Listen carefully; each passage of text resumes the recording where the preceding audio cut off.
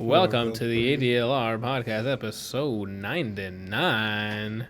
This week, we got Forks and Sporks.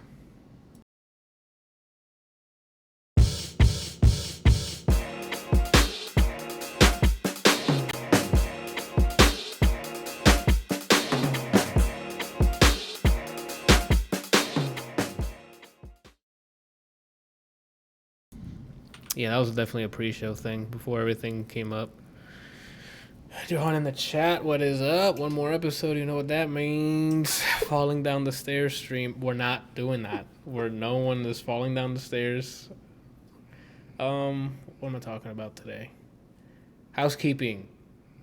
Just like Johan said, this is episode 99. Episode 100 will not be coming at a standard time for y'all.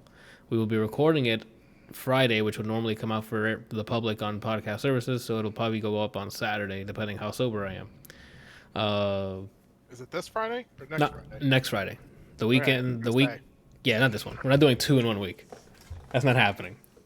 Yeah, so it's next week, 100th episode. It's going to be July 3rd, which falls on a Friday, which I have off. Which everyone should have off. So yeah, I have off. They told me today.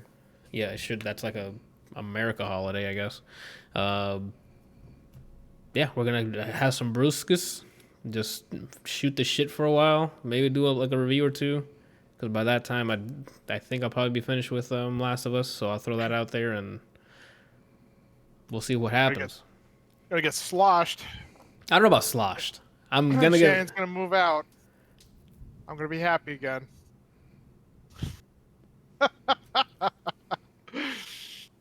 No one understands. I don't know what you're talking about. Did you guys split? No. Oh, okay. She just hates it when I get drunk. Because the last time I got drunk was at the neighbor's party. And they woke her up so that I could come home. She's like, fucking leave him outside. He'll figure it out. I thought this was gators. Well, he should have thought about that before he started drinking. I mean, those are facts. At first, I'm like, this is how you drop a bomb that you're getting a divorce. Oh my gosh. Okay. So yeah, 100th episode, July 3rd. Be here. We're just gonna be chilling, drinking, talking about who cares what.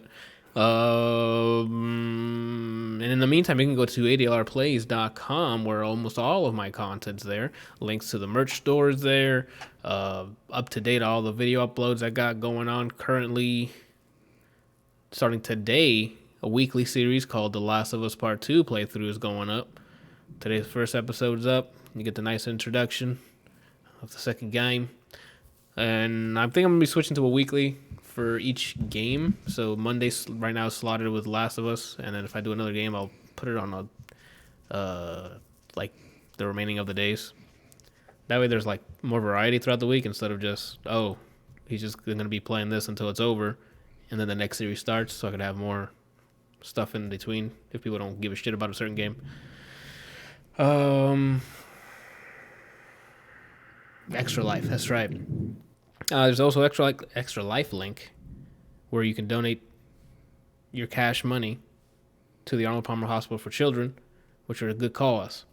Also, there's a link to a fan mail section, so for future episodes, if you want something to talk about, this would probably be the best fucking week for fan mail. For our 100th, get in there, go nuts. You know what I'm saying? Don't send me pictures of nuts, but just, this is the time. We're going to be booling, ask whatever the hell you want. Or if I'm just going to just generate random questions and pretend they're real people. And that's it for housekeeping. What we do for our followers and fans. Yeah, all the people watching, bots. Programmed all of them. Cobra says, hallelujah, I just finished my tequila bottle I bought just before the FIFA World Cup in 2014 in Brazil. Oh, shoot. You should have saved that tequila bottle for next week, for the 100th, to celebrate. Or just get another tequila bottle. Either way. Randal's going to be drinking, everything, so... Woo. You want to see Randal drunk? Kidding. Look at his face. He has, he hasn't drank a lot. Cobra says I can buy another one. Those are facts. That's what I'm talking about. Yo, he just flexed his money right there. Yeah, he did. All right. Let's get this fucking show on the road. Excuse me. This week is basically a bunch of backlogged reviews for the most part on my end, with one thing being new, which is I finished My Hero Academia last week, so I caught up. Not finished, I guess. I just caught up. Johan in the chat, if I'm a bot, why am I sad all the time? Because you were programmed to be sad. Bots do as they're programmed. Kurwa says, not only a few shots. Gotcha. All right. So I don't know, where do we start off with? Do we start off with news? Do we start off with some reviews here? What are y'all feeling? Sporks. Brian's Let's go feeling with the sporks. sporks. All right, so sporks means sports, and sports is usually up to date every week because there's more games happening. So let's do news. Let's get it. Do you guys want to start with the Mixer thing or no? I didn't put it on the list here, but it's the one I saw that today. literally happened hours ago. So Yeah. So for those who don't know, I mean, I can just read the blog, I guess. Mixer blog, maybe. Here we go. So at 11:30 a.m. Pacific time, I think, because it was already in the afternoon for us, Mixer posts a article called "The Next Step" for Mixer. In it, telling Mixer users and partners that they're shutting down Mixer and having a partnership with Facebook Gaming. Now, with this deal, Facebook Gaming can fast track any partnership thing that they have, because Facebook has their own partner. What are you giving this to me for? What? Sorry, I'm talking to Shannon. They have their own partnership program called the Level Up program or something. So the people who already Mixer or partners can sign up and be fast tracked so they can quickly become a Facebook Gaming partner. So they have that option out there. But in terms of what Mixer has available, all of it's being shut down. Everything's moving over to Facebook Gaming in whatever partnership there is. Which means if you try to live stream from your Xbox, it's probably going to go to your options are probably Twitch and Facebook. What else? Gaming? Can you stream to YouTube Gaming from? I mean, within the Xbox UI. Oh, because before actually, you can. Because before you can do Twitch, I think, and Mixer. I don't know if YouTube Gaming was on there. That's a good question. I don't know. I'd have to look it up. But I mean, I'm not surprised that Mixer shut down. They've never really done anything to promote it. It's never been something that they've tried to get off the ground. They bought it and then never did anything with it. And then they bought streamers, which we'll get to that in a minute. But they didn't make a hard enough push to get people to move over. They tried spending money on streamers to see if they brought in more people, which they did, but it was just their fan base. So they would go on Mixer to watch them alone. Some of them may have. Even then, though, when they brought Ninja over, Ninja had I don't know, between 20 and 50,000 viewers at once. Viewers, usually watching him. Because at one point he had over 100,000 people watching him. Yeah, when he had. And then when he went over there, he dropped down to 2,000. Shroud had probably. I think he got up to 40,000 at one point, but it wasn't something that he sustained. Yeah. And he usually sat at 20 to 25. And then when he went over, I think he had 10 to 15, I think it was. Because I used to watch him a lot. But even then, he still kind of dwindled off pretty hard. But, I'm pretty sure their contracts, though, they got paid all up front to go over there for less than 6 months. And then, that. The memes now is how it's basically Ninja and Shroud just finessed everything. So they had a contract with Mixer earlier this year, and now again, I don't have the sources, but someone mentioned that they were paid out the rest of that contract when they decided to close out Mixer, and then gave them they became free agents. They paid them out, their contract was done, and now if they want, they can go to Facebook Gaming, which I highly doubt. Or they can go back to Twitch or go to YouTube Gaming or DLive or whatever other service are out there because they just become free agents. Granted, again, this is just off some person who works at Mixer on Twitter. Whether it's true or not, I don't have any sources to confirm or deny it. To go back to Twitter? Or to go back to Twitch? No, that they got bought out. They don't have to worry about being forced to go to Facebook Gaming. Oh Like no, they don't. There's several news articles that have already stated that they're free to go back to Twitch if they want to. Exactly. So that means they were finished. Microsoft said, "Here's your money, go do what you want." So now they can come back to Twitch, get back all those followers. They can possibly make a ridiculous amount of money by the end of this year because of that.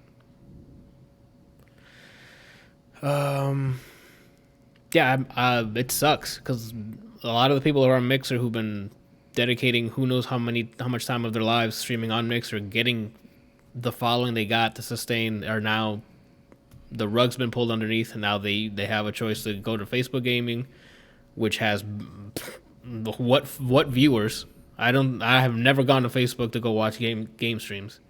I haven't either. That's where the Smash player Zero. That's where he streams. And what do you know any numbers like consistently? I mean, granted, Smash Bros doesn't get a lot of views unless it's a tournament. He does well on it. I don't remember the number. I think I checked once just to see if people watched after he switched, but he seemed to be doing fine. God bless him. Then I don't know how this is going to affect people because you can't just convince the viewers to be like, oh, you invested time and money in a Mixer, now go spend it on Facebook. People hate Facebook. Yeah. Like this isn't a. Oh, okay, well, fine. We'll just follow the guy right to Facebook. They're just gonna go back to Twitch then. The people they got on Mixer from Twitch are just gonna go back to Twitch, or start going to YouTube gaming. Like I don't know anybody who games on Twitch. I've seen a lot of people who like do podcasts and things on Twitch or like IRL channels. On Like- Twitch? Facebook? You mean Facebook? Sorry, on Facebook. Yeah, I'm like, what? You had me yeah, nobody- fucking like, I tripping. haven't I'm like, I haven't seen anybody do any of that on Facebook other than like live just streaming. an yeah. IRL stream where they're like out running or trying to promote something like some sort of cause. But gaming is done on Twitch. That's just the way it is. Yeah. Like they were around first.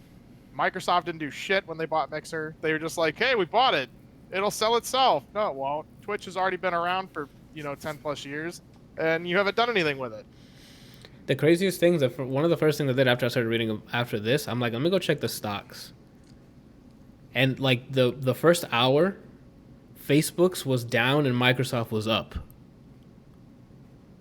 As in, like, investors were like, you know what? Thank God you shed that off of you. I'm like, that's a weird sign. I don't know. Granted, I guess this frees up a bunch of resources for Microsoft or something else, but I mean, they have the money. Like, I don't know. Maybe it's freeing up resources for their cloud gaming stuff, or maybe better infrastructure for Xbox Live. I don't know what it is. The only thing I can think of is they were just maybe hemorrhaging like cash or something and not getting it back in any way, even after spending all that cash on the streamers. I don't know how they could have been hemorrhaging money. Like it just sucks. It sucks for the little ones, but like the Mixer streamers that weren't little but they weren't huge, like they can make a living off of it. And now they have quite the decision to make. And right when I read this, I gotta go check the streams, and it's just people going, "What the fuck?" on their streams, because they were not alerted to this happening. It was just, "Oh, by the way, you guys, we're done here." On a Monday, random Monday, just no announcement. Like, "Oh, we have an announcement this Monday." Just, "Hey guys, you're out. Bye." I'm sure more information is gonna come out when the final date for Mixer is and all the other stuff, but I don't know. I would think there's procedure for this, especially if you're AKA partner. You would get. At least they're doing something to try and like move them somewhere. It's not like they were like, "Hey, fuck off," and that was it. Like they were at least like, "We're shutting down. We're gonna move to, or we're gonna partner with Facebook. Anybody who is a partner with Mixer can be fast tracked to a partner in Facebook, whatever." But like, that's not. I mean, I'm not saying it's like a win, but it's not exactly a total loss, But it's a big loss. That's the problem. It's because that was done without even considering the people that you're partnered with. It was just, oh, by the way, we made this massive decision, and you're gonna have to live with it. Which I guess might be under the contract. There's a partner like, yeah, at the end of the day, we make our own decisions anyway. I mean, I think that's just kind of the way it works anyway. Like Yeah. at any point in time, Twitch could be like, you know what? We're done. We're not going to host servers or allow people to stream or anything anymore, and just shut down and not partner with anybody. Like they don't really have any loyalty to the streamers. The only thing the streamers do, the streamers bring them money, Yep. but that doesn't mean that they have loyalty to them. We got more information from Cobra in the chat. Quote, on July 22nd, all Mixer sites and apps will automatically redirect to Facebook Gaming. Existing Mixer partners will be granted partner status with Facebook Gaming, and any streamers using the Mixer monetization program will be granted eligibility for Facebook's Level Up program, end quote. So you got a month to decide what the hell to do. I guess that is better than a 2-week notice. Yeah. I don't know. We're either going to just get a bunch of people back on Twitch, which is already oversaturated, or maybe this will help Facebook Gaming, and I don't know. 'Cause Facebook doesn't do any marketing. When's the last time you see a Facebook commercial? When do you see anyone promoting watch us on Facebook Gaming? If there's a gaming scene on Facebook, I didn't know it existed. Yeah, I don't. Not that it's not possible. It's just I don't know. This is weird. Like I don't stream or anything on Facebook. I don't even know anybody who streams on Facebook unless they're doing like some shitty little cam show from, you know, like a concert or something that they want to stream or go live with. And I've seen like a couple of people who have done the, you know, like they go for a run or a walk or something, and they'll turn it on and just talk to people. But like I don't know anything else about streaming on Facebook. Yeah, the two big ones for me is Twitch and YouTube Gaming. And Mixer was on there too, but yeah, that is the Mother Nature saying, stop doing what you're planning to do. I'm here to ruin your day. That was perfect thunder. timing. That was perfect timing because you said something that sounded ominous, but before you can get to the word, it thundered. So it's not like you might have killed Mixer in a sense. Hey, I'm not taking credit, you know? Oh. Or blame. Cobra says, imagine being a Mixer streamer and being on vacation for a month now. Psh, and you come back to this. Woo! Thunderstorm? Yeah, man. Florida. It's the summer, and the like summer rains in Florida literally come at random. It's like you're playing a fucking roguelike. I wonder how many people actually make a living on Mixer. Like I've never seen anybody with more than like 1,000 or 2 viewers. You can make a living with that. That's what I'm saying. If all of those, let's hypothetically say half of that is subs, that's $1,000 and something a month. Like you can have a side job maybe to fill in the rest, but like, you can get $1,000 and something a month from that. Not to mention donations and things. Yeah, and people donate. Like, yeah, but that's what I mean. Like I wonder how many people are Had actually those numbers? making a living on Mixer. You know, like look at how many people on Twitch that's their livelihood. You know, they get up 5, 6, 7 days a week, 8, 9 hours a day and stream, you know, to bring content for people to sit back and watch and enjoy and whatever. Like I could probably name 10 or 15 off the top of my head that like literally that's what they do for a living. You know, not including Shroud and Ninja. mm-hmm. You know, but I don't know of anybody on Mixer that actually makes a living on there. Like, extra money is extra money, regardless of where it's coming from. And it's going to be a huge shaft to anybody who's on Mixer. But I'm wondering how many people do it as like, oh, this is just kind of a fun side thing where I bring in some money versus this is what I do for my living. And if this goes away, I don't know what I'm going to do. That'd be a good, like, I'd like to see that data. I hopped around a bunch of Mixer channels today after that. There was people like angry. I saw this girl just fucking crying on stream. I'm like, what is happening? People are just losing it.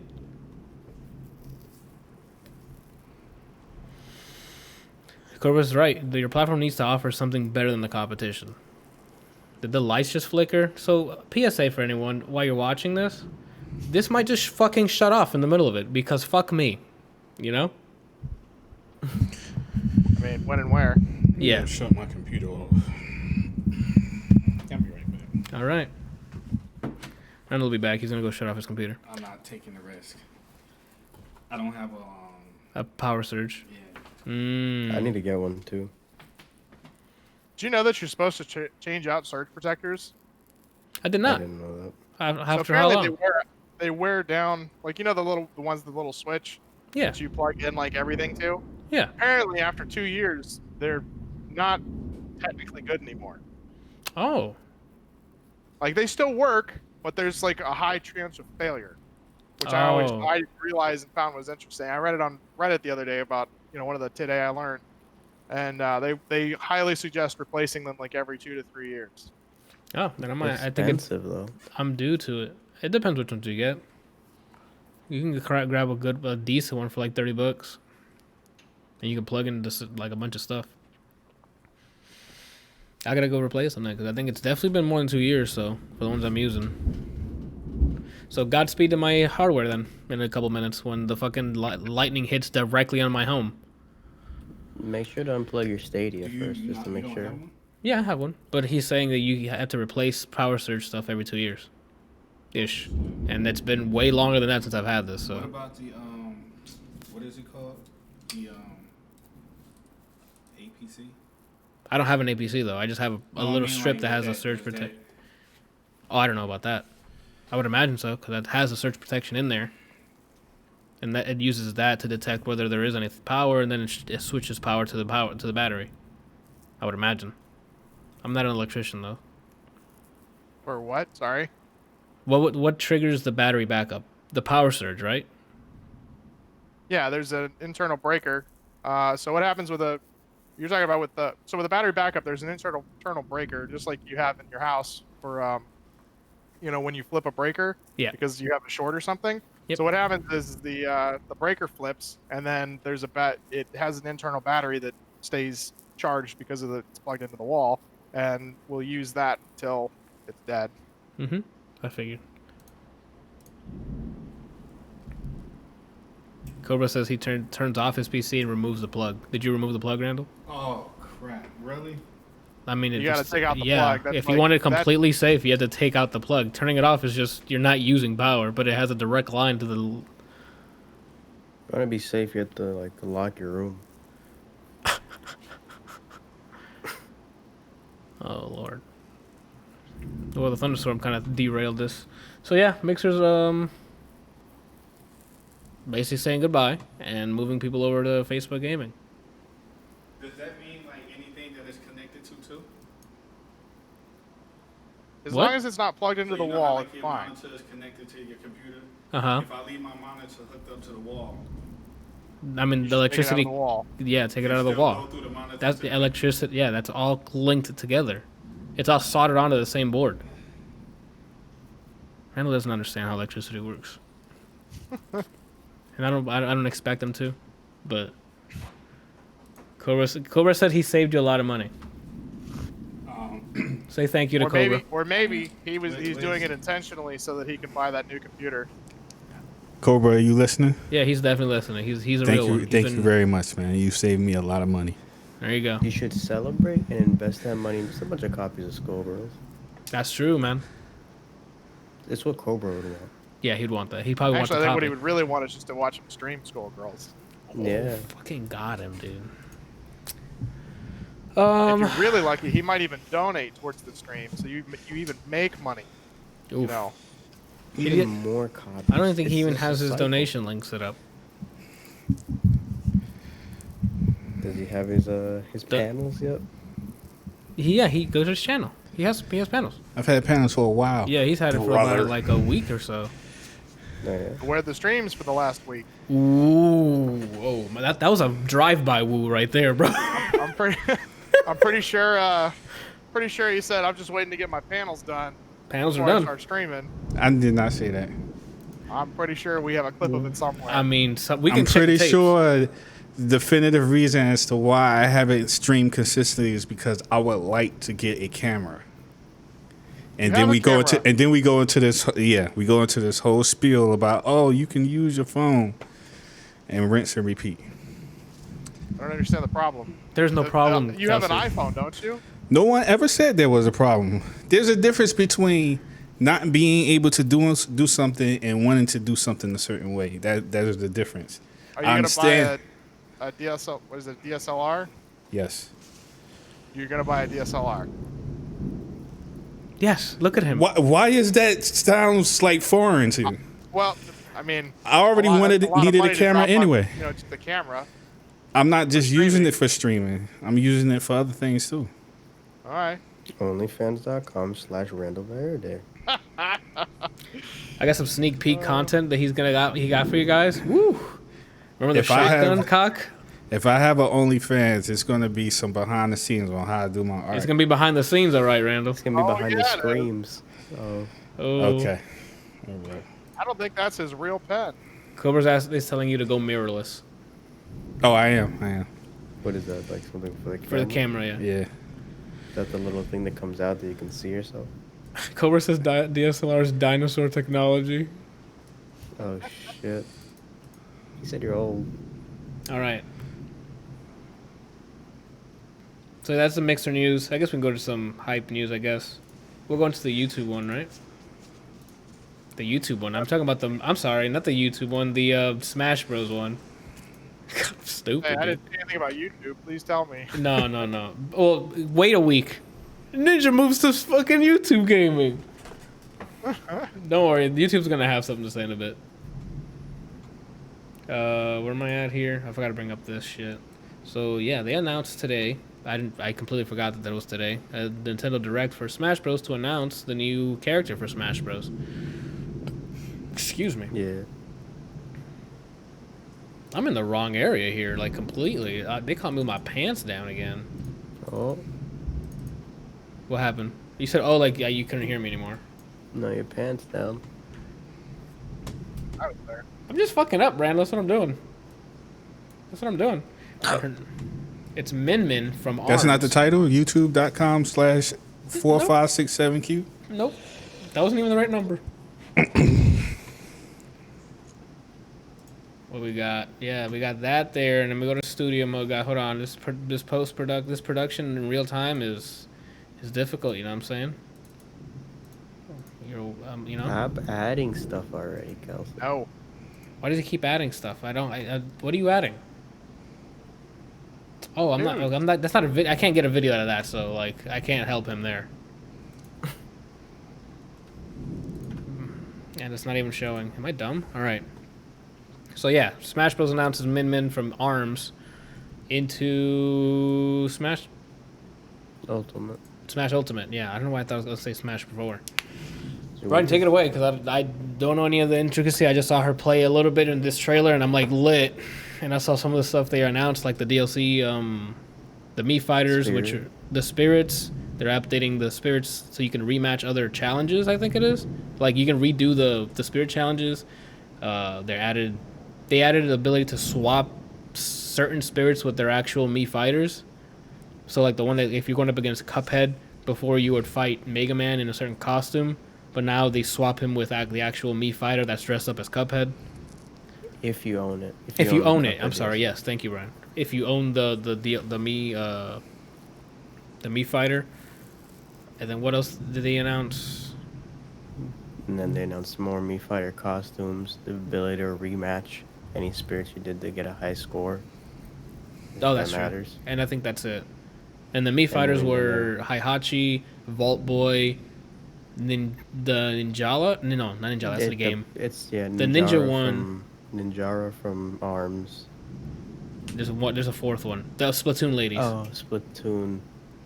And then the Splatoon. I think those are 4 Mii Fighters. It was 2 Splatoon ladies. Yeah.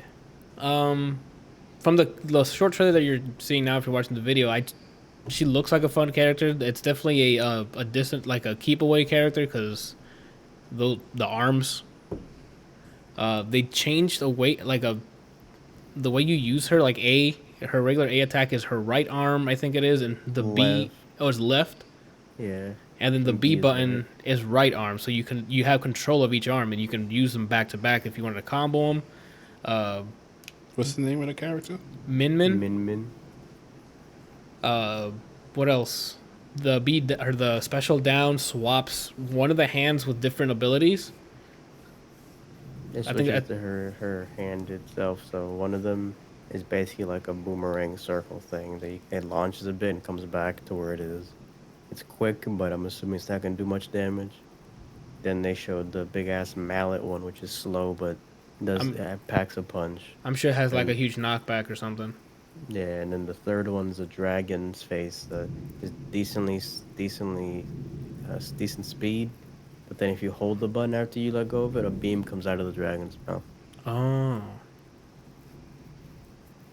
What else? Her grab involves the arm, so it's a long range grab. Uh, which can come in you can handy. I saw yeah, one of the what is it? The special weapons. It's like a disc, and you can ledge guard it to the point where it like wraps underneath and then throws the projectile like a yo-yo, and it comes back up. And I'm like, how? What's the defense? I mean, she's really slow. They And said another that thing, she's good for counter characters because how much range she has on her hit that she won't get affected by the counter. yeah, that's something I was gonna mention. Like, unlike Dalsim, like you can still hit his limbs and he'll get hit. In this, that's not the case. Which is, I guess, it's definitely like, built for like a keep away or like a distance character.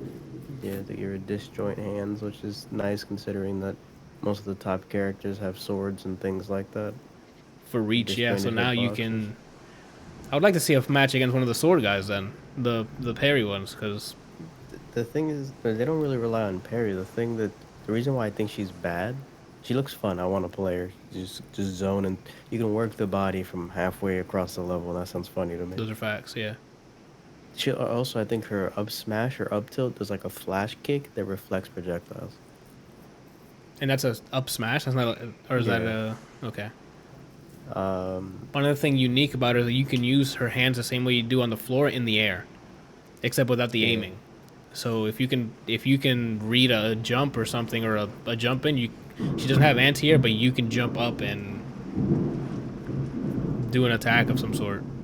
You guys are gonna Yeah, hear some she's- storm stuff in the background, so I apologize. That's on our her side. up B on the ground, she launches over their hands to go up in the air. And they mentioned that she's invuln during part of that startup, so that might be a good thing to do out of shield if someone's pressuring you. But yeah, what I was gonna say is she looks real fun. She looks like she's working the body from far, and that's funny to me, so I want to try her. But I don't think she's gonna be a good character, just because of the way like the top characters play. And it seems like if she, just like Dalsum, if you throw out a limb, because she's kind of slow, if you throw out a limb and they dodge it, and you let them in, it doesn't seem like she can do anything about it. No, I think that's what wasn't it Sakurai was showing. Like if you're throwing an arm, you have to be confident it's gonna hit. Otherwise, you're gonna get punished immediately. Yeah. I don't know. It looked really cool. I'm excited to see who they're gonna add for the other 5. I thought they were gonna drop a teaser, and they didn't, unfortunately. For a lot of these, they usually mention that they're not showing anyone else. I think it's just the one they're going to showcase. I was hoping that they stop doing that bullshit, because basically, if you buy a season pass, you're gambling. Uh huh. You're just throwing money, and you might get a Goku. So I was hoping that like they just did what they did with Street Fighter Season 3, which I'm surprised I'm giving them praise, where they just announced every character and said like the time frame they'll come out. I wish they did that. They didn't. This character comes out next week on Monday the 29th. So we'll see. I'll probably get her, and then I'll probably get the Vault Boy because that looks hilarious. Even though I don't use the Mii Fighter, those costumes are only 75 cents. So yeah, that's my consensus. She looks fun. Probably not good. Are those different skins, or like is that just her people? It was just a cutscene to keep us engaged to see who's going to be in the game, because those are all different characters from the game ARMS. So it was just like, oh, I got the thing, and then it was like, nah, and they all started fighting for it, and then she ran from her ramen shop, and she's like, oh, I gotta go get that shit, and she got it. I'm talking about like in the game when they show the actual game footage. There's other characters like her in it. I don't know if that's maybe like one She of her has a super. special moves. She has a super where everyone comes in and starts bodying the person. But that's it. It's just her. And then there's different colored like costumes. That's about it.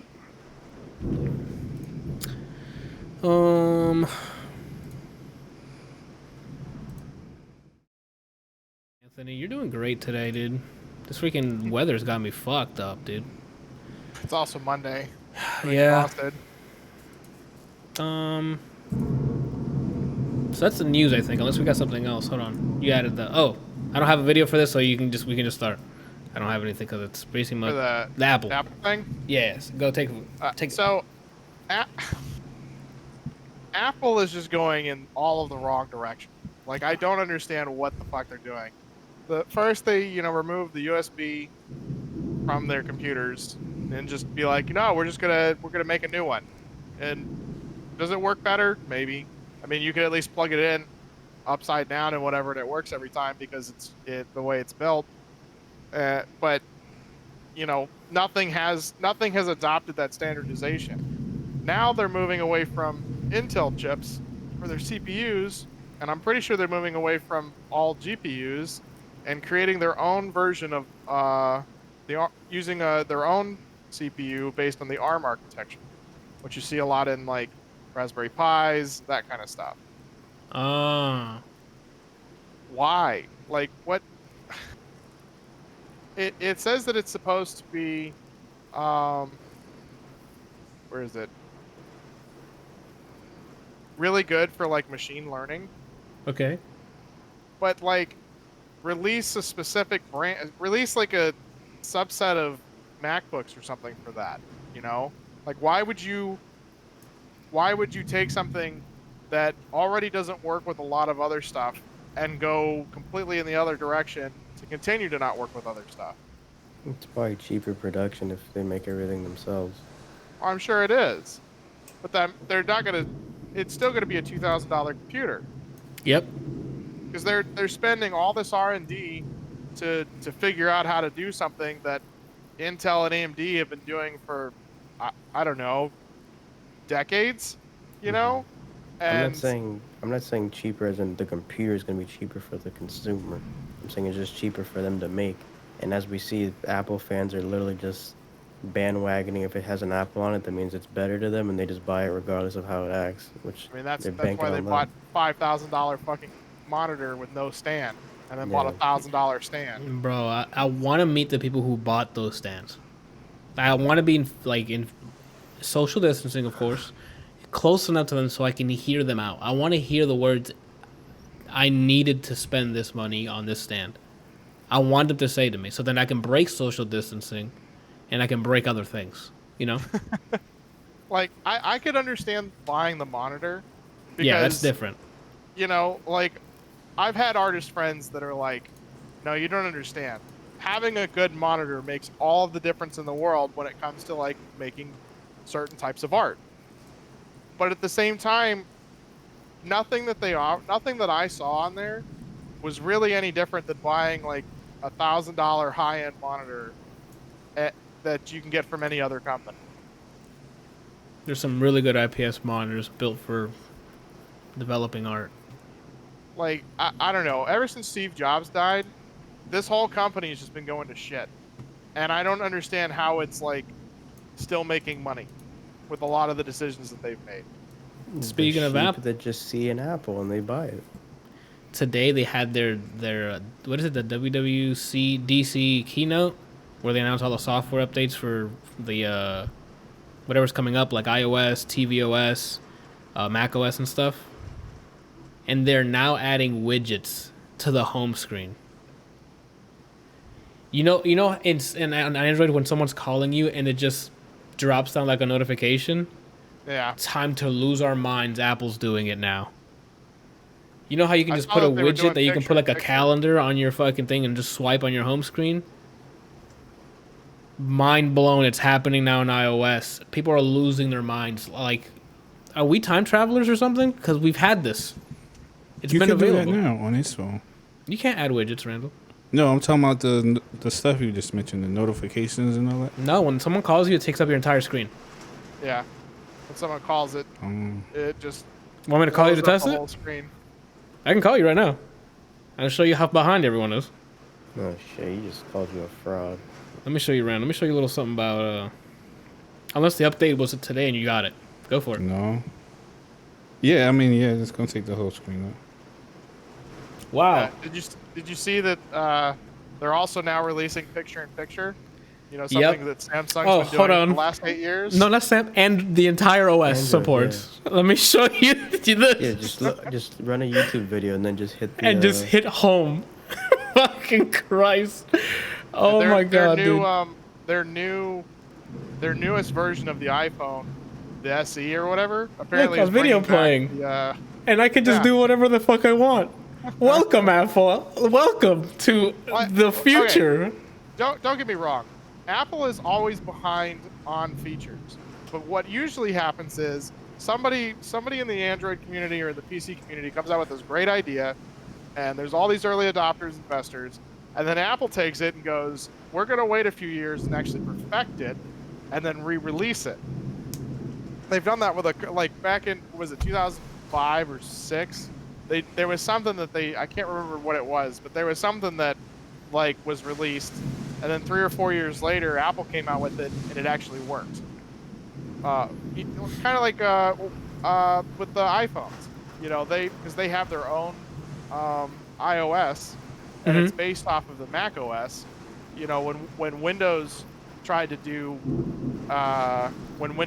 make phones, and it was just an absolute fucking joke. Yeah, Brian had it. And then iOS was like, or Apple was like, introducing the iPhone, where our functionality works. And Godspeed to them, it definitely worked because my Windows Mobile, was it Windows Mobile, Windows Phone OS, something like that. Windows Phone, I think. Yeah.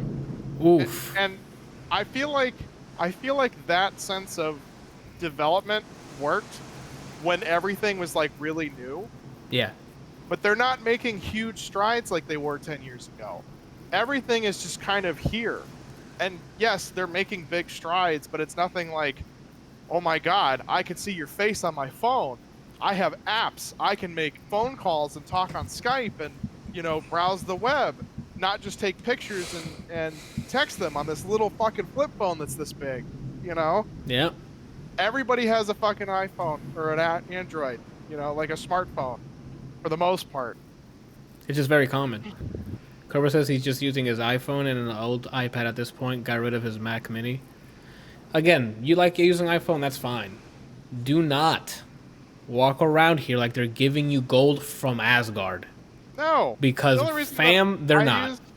The only reason I use the iPhone is because my work computer is a Mac. And it's super easy to, have it all sync together. And then even that was, only because they were the only ones that were doing that 5-6 years ago. Now everybody does it pretty perfectly. I mean, look at Google. You could fucking log into anything and just pull up Google, and you have access to all your stuff. You know? Yep. The only thing that they do that I wish other companies would do is the text messages on your computer. On Android, you can do that. I don't know. Android can do that? Yeah. Yes. All right. So I didn't know that because I haven't used an Android in several years. You know? And so, if I could get my iPhone to actually pull up text messages on my PC, that would be great. Which it doesn't. Yeah, on iPhone you can do it on Windows. I haven't found a great way to do it. There's been a couple of things that are yeah, you can do this, and they've never really worked. Oh. So maybe I'm just looking in the wrong place. I thought it was built in now. They added a Your Phone function to Windows. I thought that worked. I haven't used it, so I wouldn't. Don't use it now because it might just hack your computer and then they just take all your information. It should be installed. You can just search on your taskbar and Your Phone, I think it's called. Yeah, it's called Your Phone. And I thought you can sync it up for Android. Oh, then never mind. I'm a liar. Yeah, Apple doesn't share any of their technology anymore. I thought they never really did share their technology, and now it's getting even worse. Yes, they want you in their ecosystem because once you start with the iPhone, you'll get the iPad, then you'll get the Apple TV, you'll get it just to keep you in there. The watch itself, yeah. The fucking AirPods. The AirPods, that's a very popular thing. I've seen so many people with the AirPods. So shit's so gross. It's to keep you in the ecosystem. I don't know. I feel like the companies just become garbage, and I feel like you have all these. I feel like they're a lot like gamers, you know, where everybody's all pissed that they're doing all these things and making all these terrible decisions, and they're like, "We're gonna boycott it," and then something comes up and they're like, Yeah. "Fucking get it!" Yep. Yep. Everyone run! Cobra says not buying those products. iPhone and iPad is enough for me. Yeah, like, again, it's not like, oh, you're a sinner or something because you use iPhone. It's just, fam, they're just catching up. That's all. I mean, I think the only thing that the only thing that Mac OS or iOS actually has over Android is that a lot of people seem to think that iOS is a lot easier to use than Android. Like, it's more user friendly, and they seem to have done a very good job of making it easy to do stuff. Like, I remember, I don't know if it's changed, I'm sure it has, but I remember when I used the Android, there were like a lot of different menus that I'd have to go through to get to certain things, whereas on an iPhone it was like, oh, it's right there. I'm not the person to gauge that. I love digging into menus, so Yeah, and like, it also makes a difference, like, if you've been using it for years. Yeah, Like, if that's I had to why use I'm the like- Android, I wouldn't know how to fucking do it anymore. Like, could I I've make a used phone both. call? Probably. Yeah, Could like I search some stuff? Probably. Could I do like a lot of settings changes? No. I'm sure you can. I mean, I can, but that's because I have Expertise, You know. we've experience. All right. I don't know. I guess good for them. They're gonna save some cash, and they're not gonna change the price. They're just gonna save cash, and they're gonna lower their bottom line, or raise their bottom line. I think it is. They'll gain more profit because they're making their own stuff in house now. Good for them. I thought you were gonna say they moved to AMD for their chips. no, I saw the article and I was like, oh my god, they're moving off Intel. Hopefully they're going to AMD. Yeah. You know, with some of this stuff. And they're like, Because nope. the processors and things are so much cheaper, and they work just as well, if not better, in a lot of cases. And then it was like they're moving to their own ARM architecture. Why? Yep. What the fuck's the point? I had to look up what Cobra put in my chat. I have no idea what that is. It's an open standard instruction set architecture based on an established reduced instruction set computer principles. Unlike most other ISA designs, the RISC-V ISA is provided under open source licenses. Oh, okay. I didn't quite catch all that. You'd either have to sum it up or repeat it. It's an open source like hardware architecture called RISC-V. A Risk V. It's a competitor for ARM. What does that have to do with? Cobra made a joke that's saying that instead of going to AMD or Intel, they were going to go to that Oh, instead of ARM. I'm sure they would try and patent it then, Yeah, most and likely. make it their own. Where do we go from here? Randal. I'm actually curious about this one because I saw you put it on there. And I'm glad I you was watched getting it. ready to say I don't want to talk about my stuff, but okay. Do you want to just move it on to the 100th then? No, I just didn't want to talk about stuff, period. About my stuff, period. So should I delete this and you'll never speak of these again? I want to hear his Ghostbusters one. 'cause That's I haven't exactly seen what I was that. highlighting because I haven't seen it. I'm like, oh, is this like worth it? Well, I've seen it, so I want to hear what he's gonna say. Oh, okay. So you don't want to talk about it? I mean, I guess if it's on there and he wants to know, then Well, I Randall, guess what do you mean if it's on there? You put it on there. I know that. I did not say I didn't put it on there. You said, well, if it's Just on said it there. right here first. Okay. You're killing me softly with your song, Randall. I'm not liking it. And if he won't talk about it, I will. But I'd really love to hear his take on it. Yeah, because I was like, oh, snap. He actually watched it. Well, go ahead. Go for it, dog. Ghostbusters 2016. Oh, shit. What happened? There it is. I was scared. Go ahead, Kelsey. See what you did, Kelsey? You What are you gave him an talking option to get out of it. Yeah, like, No, I want to hear his side. You already ruined it. you already ruined it? No, go ahead, and I'll tell you if I agree with you or not. So there you go. That's See, not how this works. That's not how this works. There's banter. There's like opinions. My Okay, opinion I is know, gonna and I'm going to be give here. you my opinion. No, you're not. This is how it's gonna go. I thought it was good. I thought it was okay, and that's all as I'm ever gonna get out of you. Randall, what is this movie about? I don't think no one's You reviewed asked me this. what a Ghostbusters movie is about? This one's particularly? Yes. I mean, It's about catching ghosts. Nice. That's good. That's on the right track. because that's what it's about. Okay. The only difference is that it doesn't have. Well, the original cast is in there, but they're like as other people. One more time. You know the original Ghostbusters? They're in there as other people. Yeah, They're not there as in- their character. Yeah. So the actors are in it. Correct. But they're not Ghostbusters, or they're not former Ghostbusters. They're like regular people with other jobs. Not even the same name. Not even the same name. Dan Aykroyd is a cab driver. Interesting. Okay. This is starting to take a downfall for me, but I mean, Was Egon alive for this one? I think he passed Egon was away a statue. statue. That's what it was. Because I think he died before it came out. Yeah. hold on. I need. And Winston was he owned a hearse or a funeral parlor or something like that.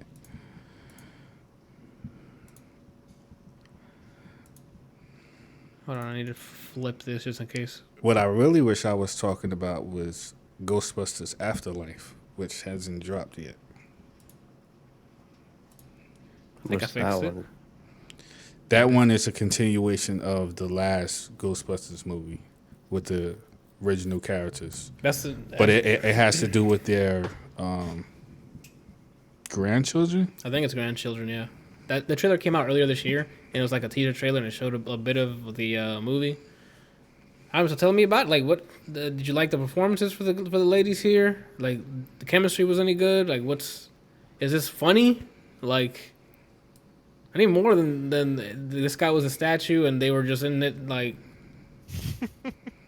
What is the short lady with the glasses name? McCarthy? Is it McCarthy? Jenny- Not Jenny McCarthy, but Melissa McCarthy. You yeah, talking about Melissa McCarthy. Is it Melissa McCarthy? Yeah, the woman that plays on Mike and Molly. that too. Don't know that. Is she on SNL? I don't know that she's ever shown up. You on talking about SNL. McKinnon? No, you said the short girl with the glasses. Yeah. Which one, blonde or brunette? She's not blonde, I don't think. So Melissa McCarthy though. I think it is Melissa McCarthy. Okay. It's Melissa I like McCarthy. her a lot. Huh? She was funny. She's funny. She plays in lots of stuff that's funny. She's actually funny. That was my I main got- reason for watching it, because she was in it. What you was gonna say, Bryant? I kind of got tired of her kind of humor. I just like her as a person. I mean, I think she's Yeah. funny, and I think she's a good actress, but I kind of grown to like her. How'd my boy doing there? Chris Hemsworth. Yeah. So this movie is very what's the word I'm looking for, Kelsey? He knows what I'm talking about. I just don't know the word to use. It's like one of those situations where we have to be careful what we say in case when your podcast blows up, and when someone goes back to look through your videos for dirt, you don't want them to pull this video up. Randall, I don't care what they pull. It's Okay. America. I can say whatever the hell I want. All I right. say poopy. Poopy. Like You get where I'm getting at, right, Kelsey? Yeah, because like, I mean, there's a lot of things that you could say about this movie. hit me with your best shot. Fire away. Not to mention that the videos only last like 14 days. So unless he blows up tomorrow or I blow up tomorrow, it's not gonna be here. He It's puts gonna it be on his YouTube. Yeah, this is on podcast versus on YouTube. Oh, even then, I don't know that that's gonna make much of a difference. If they can go back to something Kevin Hart said on Twitter years ago, like they went through Twitter comments, then I'm sure whoever it was will take the time with some coffee and some donuts and look through every single video that he has posted. I don't know that I would worry too much about it. I would just give the review and move on with life. I'm just gonna say that it's very sensitive in the subject of men and women, or I should say, when women being able to do the same thing that men can do. So in order to show that, they made Chris Hemsworth be a character that some men, I'm not going to say all, that some men will view blondes as. You know, you ever heard of the term dumb blonde? Yeah. Okay, so that's pretty much the type of character he played. Like he was... He basically was just blonde. eye candy. He was arm candy. That was Yeah. it. And That was his entire role for the entire thing. That was Thor 1 and 2. No. He's done it before. No. Thor actually had a part in that. In Yeah. this, he literally is just a hot secretary that is only there to nail when the lights are off and all the girls are out. Like, that is the only reason that he is there. His IQ is like 10. It's pretty good. I mean, that's better than 9. So is it even funny at all? Or, like, did it play at all to the humor? He really, wasn't or- there for humor. He was literally just... Oh, like he didn't even have punchlines? He wasn't the butt of the joke at Oh, all? Oh, you kinda talking existed. about him, Chris Hemsworth? It was probably the worst role I've ever seen him play in his entire career. And I've seen a lot of movies with Chris Hemsworth in it. He literally just exists. Yeah. That's it. Oh, that's He unfortunate. shows up and delivers like 4 lines, and they talk about him, and then that's it. Like, that's all there is. Oh, okay. Well, I thought he was like had a major part or something. Like he was part of the group. No. He literally is just eye candy for like 4 seconds in the movie, and that's it. Huh. Well, But they made him really, really, really unintelligent. Like, it's bad. It's really bad.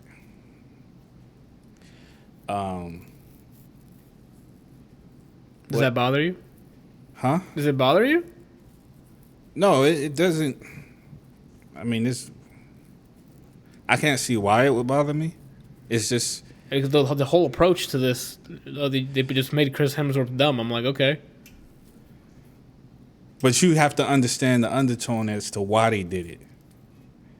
I mean, it's the same reason that, like, that's what they do with all these movies. Like, you know, them remaking Ghostbusters with a full female cast is to, you know, show this. Yeah. You know that conversation we had a couple of days ago? And I gave you an example of X-Men and what she said? Yeah. It's all under the same umbrella. That's what this movie was about. That's what the undertone of this movie was about, which is why things were switched. But does that affect the movie to you? Like, to you personally? If it's done right, no, it wouldn't affect it. But it was just weird because... I don't know. Like I said, I like Melissa McCarthy a lot. I think she's a really good actress, and she's funny. The other people, I forget the name of that comedian, the black chick. Really tall. I know who Leslie, you're talking It's Leslie. I remember her last name. Yeah, she's on SNL all the time. Yeah, she's definitely... Leslie Jones. There's Leslie whole Jones, thank cast. you. the whole cast minus Melissa McCarthy come from SNL. SNL. Kristen Wiig left already. I don't know if McKinnon's still there. McKinnon's I think definitely Leslie still left there. too. I think she's definitely still there. You know what it felt like to me? It felt like I was watching individual stand-up skits. Yeah, I would agree with that. Really? Yeah. It didn't feel like I was watching the movie. It just felt like whenever a person was on screen or they had the spotlight or whatever you want to call it, that was just like their 5 minutes of a skit of them being funny. Oh, like they cut up like their one-liners and then Yeah, switch to like yeah. another thing? And I wouldn't even call them one-liners, but it was kind of like one-liners. It was just stuff that they said that was funny or stuff that they did that was funny. But it didn't feel like... It almost felt like it as if they shot each one of their parts individually in separate locations and then they stitched the movie together. Oh. There was no cohesion between the cast. Yeah. Like, they were just all... It was just literally a bunch of comedians in a room that did their bits, and they slapped it together and made a movie. Yeah. Oh. So that's probably why it felt weird to me to watch, because it didn't feel like I was watching a story from beginning to end. So they didn't have the same chemistry the original Oh, did. I mean, they had chemistry as far as like the amount of chemistry you would have amongst comedians. Right. You know what I mean? Like they were feeding off each other, but it doesn't necessarily add anything to the story. If that makes sense. Yeah, that makes sense. So it sounds like this is not a watch. I told you the reason why I watched it. For one person. Got it. If you go in and watch it just go in and watch it as a movie and not base it on the originals, it's not bad. It's not like terrible. I can't do that. I've seen the originals. I'm gonna be comparing it to the Most originals. people are gonna do that. Most people, you can't know about the originals and then watch those and go, these are amazing, and then go into this and go, that was the best thing I've ever seen. I'm so glad that they did this. Okay, that's not what happens. In my opinion, the originals are way better. Like way better. Even 3? Which one was 3? Did they have a 3? I thought Or they my- only had 2. Oh, I thought they. Yeah, I remember too. I remember the first one was the lady at the top. And then they had the kid. Oh no, Afterlife is 3. I'm sorry. They bring the Statue of Liberty to life Yeah, and then beat the portrait demon with singing. yeah. So if you had to pick between 1 and 2, Of the originals? yeah. Oh man, I would 2 have to was go better back and than this watch one. them. I mean, they both were better than this one, but But you guys think the second one was close to 1? I don't remember. I would have to go watch the originals. Because for me, it was one of those, like, since it was the first time, the Ghost one, like the first one, it's like high Yeah. up there because it's nostalgia. Yeah. No, I get what you're saying. I would rather watch 2 than watch this again. Gotcha. Like I don't know. If you just watch the movie and try and enjoy it as a movie, It'll be fine. Yeah. it's fine. You know, but if you like compare it to the originals, there's no there's no comparison. Gotcha. Oh, like- well. Game of the You year. know, like you said, each character feels like they just kind of did their own thing, and they took several of them took them just to the extremes. Like it felt like they tried to embody what the characters were in the original, and did a very poor job of it. Or took that character and just took it to the extreme. Like the woman who plays Egon, or I think it's Kate McKinnon. Yeah, pretty sure Kate McKinnon is the one that plays the female version of Egon. She literally just goes nuts. Like she just has like a Joker laugh, and everything is just about science, and it makes no real sense. Like at least So when then Egon did it with his dry humor, it was funny. You know, like it fit his character. She was just Like a caricature chaotic. of that. Like it was like turned to the 11. Yeah. You know, she was literally just chaotic. Gotcha. Oh, well. They killed Bill Murray's character. Well, they killed everyone. They not killed them. They swapped them out. They don't exist in this, right? No, I mean like Bill Murray's character, like the actor, Yeah. his character in the movie, Uh-huh. they killed him. I wonder if he had something to say about that. Like maybe they just killed my character. Maybe. That's crazy. It's like what is it, Zombieland? You killed Bill Murray. That's what Yeah. happened. Zombie Line 1 and 2, man. That's a back to back you gotta watch. Goodness. All right. Well, then that was a bummer. I thought it had some sort of redeeming quality. Randall, let's finish you off, and not in that way. Unless you want to, like a boss. So this movie came out earlier this year. I need you to tell me about it. You know who Salma Hayek is? I sure do. I'm pretty sure everyone in this chat knows who Salma Hayek is. Should I just allow that to marinate for a little bit? Just for like maybe 3 seconds. Hey, you can live with That it. woman is 53 years old and she is still bad. They put in the work, either through paying for it or they hit the gym, like, or they take care of it through money or physical, maintenance. Well, Oh, nice. Rose Byrne's in the movie. Yeah, I think it's Rose Byrne, this comedian, this up and coming comedian that was with Kevin Hart in the movie. I don't know her Not up name. and coming. She already made it. Oh, Yeah. I thought she was new on the Nah, block. she's a veteran. Oh, my bad. What's her name? I forget her name too. God damn it! I don't watch a lot of stand up to remember. What are And we then talking about? Salma Sorry. Hayek. Lady who was starred in that movie, that co-starred in the movie with Kevin Hart. Black comedian lady. I just keep thinking Meg the Stallion. I don't know. No, Brian, that's definitely not who yeah, it is. I know it's. I know. I would know that. I'm just saying, like, to me, they're kind of like the same. Tiffany Haddish. Tiffany yeah, Haddish, thank you. They're like yeah. They're like the same for their industry. Like they're the parallels to me. Gotcha. So I know what you I mean. look at one and I always think of the other one. Gotcha. The lady from American Pie that plays Stifler's mom is in it. Oh, okay. I know who She's she is. funny. I love her. Yeah. She plays the same character in everything that she does, but she Yep. does it so well. Like, you can't complain. Like, it doesn't matter what you watch. You see her, and you know, that's Stifler's mom. And Yep. everything that she does, it's exactly how she plays it. And she just does it so well. She's used to it, dude. That's like a second nature at this point. She was in Legally Blonde as well. Yeah. So Randall, what is this? What does like a boss mean? Like what's going on? What's the plot Do here? you guys know who Billy Porter is? The name sounds familiar. Yeah, the name sounds familiar. I can look it up.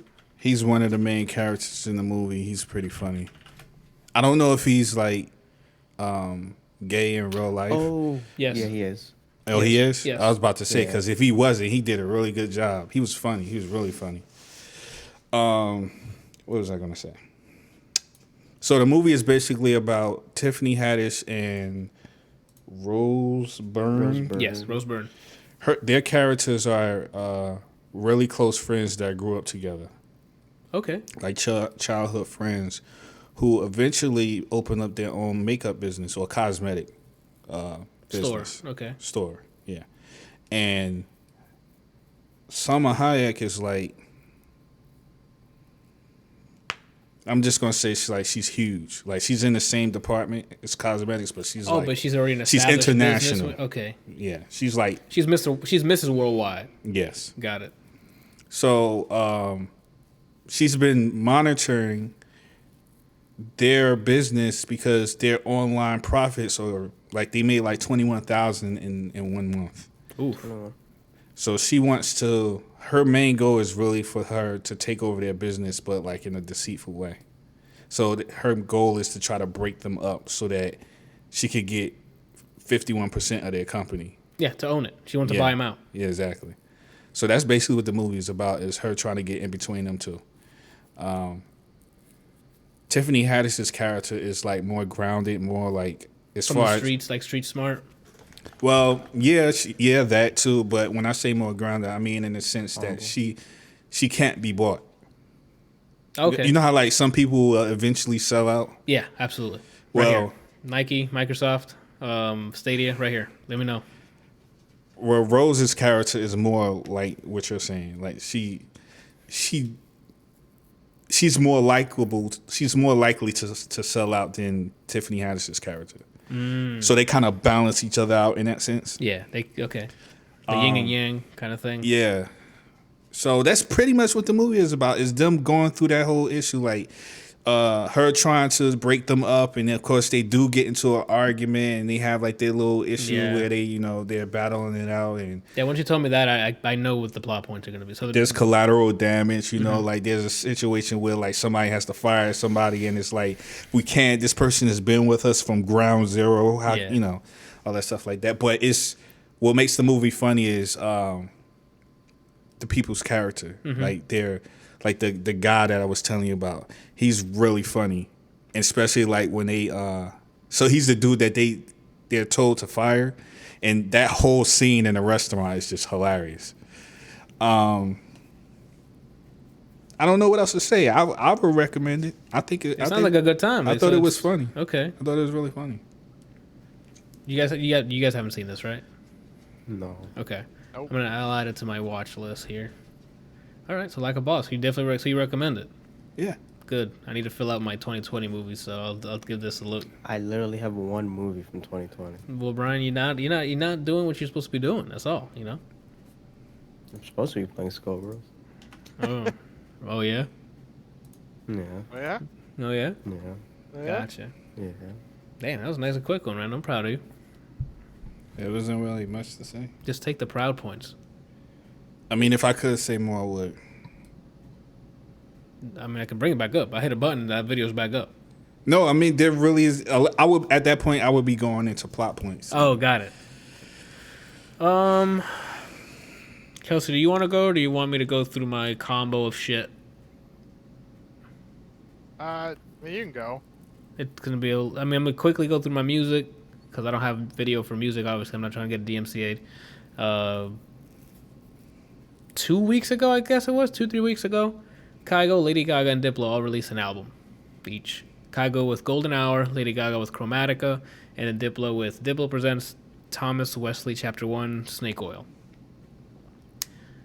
I don't even remember which order I was going to put an order for a reason, but I forgot what order I listened to them. With Lady Gaga, I'll go with her first. Nothing that I haven't heard before from her, if that makes sense. It's very high energy dance music, but with catchy choruses. So like a number of songs on there I can hear on the radio. I can see it be hits on the radio. They're all catchy choruses with verses that are I can't recall any that like stick to mind. It's just very pop, very dance central. The instrumentals are dope. It's a great workout soundtrack because all the instrumentals are high energy, dope, futuristic sounding samples. It's one of those. I had one song on there called 911 that I put on there because the chorus was in my head days after I stopped listening to the album. So I'm like, that means that it's in there. It did the best job of sticking in my head. And then from there, Can I ask you a question before you continue? Go ahead. And I like Bryant to chime in on this because He said, "Let me cut you off, Anthony, and to be nice, I'm gonna let you think you have an opinion, but Brian, the music guy, he's gonna have his opinion." Well, I want both of your opinions. No, I saw it in your eyes, Randall. So it's too late. Okay, It's just you just go ahead. All right, damage is done. Anyway, you said something interesting that I've been thinking about. Scott. He said Scott. He said skunk. Oh. Do you guys think that music now that's created is created with the sense of, I don't want to use the word manipulate, but do you think it's okay? So you know how you said that it was the chorus is catchy, Yes. and you know how like certain colors are used to induce a person to feel a certain way. Yes. Those are all marketing schemes. Yes. Do you think those marketing schemes have trickled in to the way music is made, particularly maybe a chorus? Do you think a chorus is written in a certain way so that it becomes Like stuck in your head? yeah. I think that Like, do you think it's created with that in mind? Or do you think that is the main goal of the creation of the chorus? Or do you think that there people are making good music out here that happens to be addictive? I think that is based on the artist by artist, track by track, due to whatever situation they're in. Because I'm sure I'm not in the music industry in any way, shape, or form, but I've heard horror stories from other people who have been, and there's labels that say, I want a hit, I want something from you, and now they need to systematically create something that's catchy, that they know it's going to hit. Like, why do you think there's like a bunch of trends going on? Like, what is the mumble rap trend? When Migos, I don't know who started it, but it became a trend afterwards because that was hitting the SoundCloud, charts. basically. And now everyone started to wanted to sound like that so they can hit the big waves. Once they have their followers, then they can start experimenting and stuff. That's why a lot of people go, I like their older stuff, because that's when they first started following whoever they liked, if that makes sense. Like, maybe it's an artist who was inspired by Migos' stuff, and they made their own Migos song. But they're like, I like this guy. And then when they have their following, and now they get to experiment because they sold out concerts doing what other people were doing, they're like, I like their old stuff. So I think it's a per artist and per artist and per track thing. So like, if you're asking if I think like Lady Gaga did that for this like album, I don't know, because she's always done this. Not always done. Like when I listen to this, I'm like, this is Lady Gaga. Like this is like that dance EDM, like not EDM, but like pop stuff that I've always heard. Every time I hear, oh, Lady Gaga's on, this is the type of music I hear. Not that it's bad. Bryant. So like, Bryant, you can go ahead and put your 2 cents I mean, in there. basically, overall, the overarching answer is it depends on the artist, but I think labels do require certain things from you, like whoever they hired as your producer for the album, they'll have a guy who basically tries to groom a radio hit out of you, like whether it's they hire certain writers to give you that feel. Sometimes it's the artists themselves that just want the fame over anything else. So if you look at it like this, do you remember what Taylor Swift used to sound like? She used to make country songs. Have you Immediately heard? switched Yeah. over to pop stuff. Yep. Katy Perry started her career as a Christian singer. Believe me, the last couple albums they ain't Christian. And then we're here. Who was So the I- first one you said? Taylor Swift. Sorry, Oh. Taylor Swift. Tyler Swift. Tyler Swift. That's Yeah. her brother. He was awesome. And so sometimes it's the artist's intention. They want whatever comes with the radio hit. A lot of times it's pressured on them by their producer or by their label overall. I mean, even past that, music itself is like the way when you see red, you feel a certain way. Whenever you hear certain chords, so you hear a major chord, usually happier song. You hear that, oh, I'm happy now. You hear minor chords, makes you sad. You hear what The is it? G chord. G, I believe, is major. I'm just making that reference because Last of yeah. Us. But yeah, even with certain whatever tone you pick, whatever note you pick, just diminished chords that make you feel uncomfortable, because they usually have notes that are closer to each other, so it sounds a little like they're clashing. It's all, I guess, a science. It's but science, yeah. Some people do it to get a reaction out of you specifically, and some people do it because that's the reaction they had when they're talking about said topic. It just depends on who you're talking about. They hit Randall different right now. You saw him process that shit. Damn, that man's gonna go make a mixtape right now. No, it's because I've been thinking about this for a long time, and I feel like some music. If I were to try to put it into a category, I would say like everything that's done from a marketing standpoint that says if you play this tone and you put this music with these lyrics, it would create this feeling and it would attract this fan base, and your song is almost guaranteed to be in the top 10 on the Billboard. Versus someone who says, I'm making this music and I'm playing this instrument and I'm setting all this stuff up because this is how I feel at this time. You know what's funny? This entire discussion is basically what the show Carol and Tuesday is all about, and that's what I've been watching lately. And your conversation is basically shown in that show what the music industry is basically like. So it's an anime you need to watch, Randall. You watched it yet? Cobra in the chat says there are tricks being used in music. Yes, trance music, for example, has a repetitive nature, like lullabies. Yeah, what was I gonna say? There is a science to it, like Brian was talking about with the instruments and like what chords they use, because Kelsey can attest, and you too, because you watched him play it. When those guitars start riffing in Doom Eternal, when you're bodying everything left and right, I feel possessed, Randall.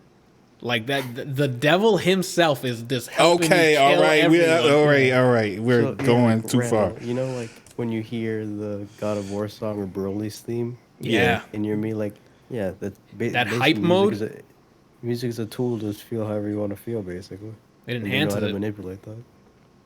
Same with the absence. I mean, I Like, get the whole like certain instruments cause you to feel certain ways. I get that. That's just like human nature. I think at that point, it's like your body reacts a certain way to certain things. But it's kind of like I guess what I'm getting at is, okay, you remember when we were watching damn, what's the name of that movie? The Niki Lauda. It's about the racing. It had Chris Hemsworth in it. Rush. Okay. You remember at the end of the movie when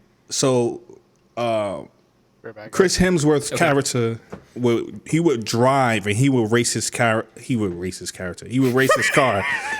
He would race his car based on his skill and the feel of the road, and he would feel the car and all that stuff like that. Like, it was passion. It was purely driven by passion for him. Mm-hmm. And then when he would talk to Niki Lauda about it, it was all like statistics and the percentages and what you can do at this time. And he was like, he got irritated. He was like, every time you do that, Nikki, you take the art out of it. Like, don't do that. Like, that's how I feel like sometimes what might be happening with music.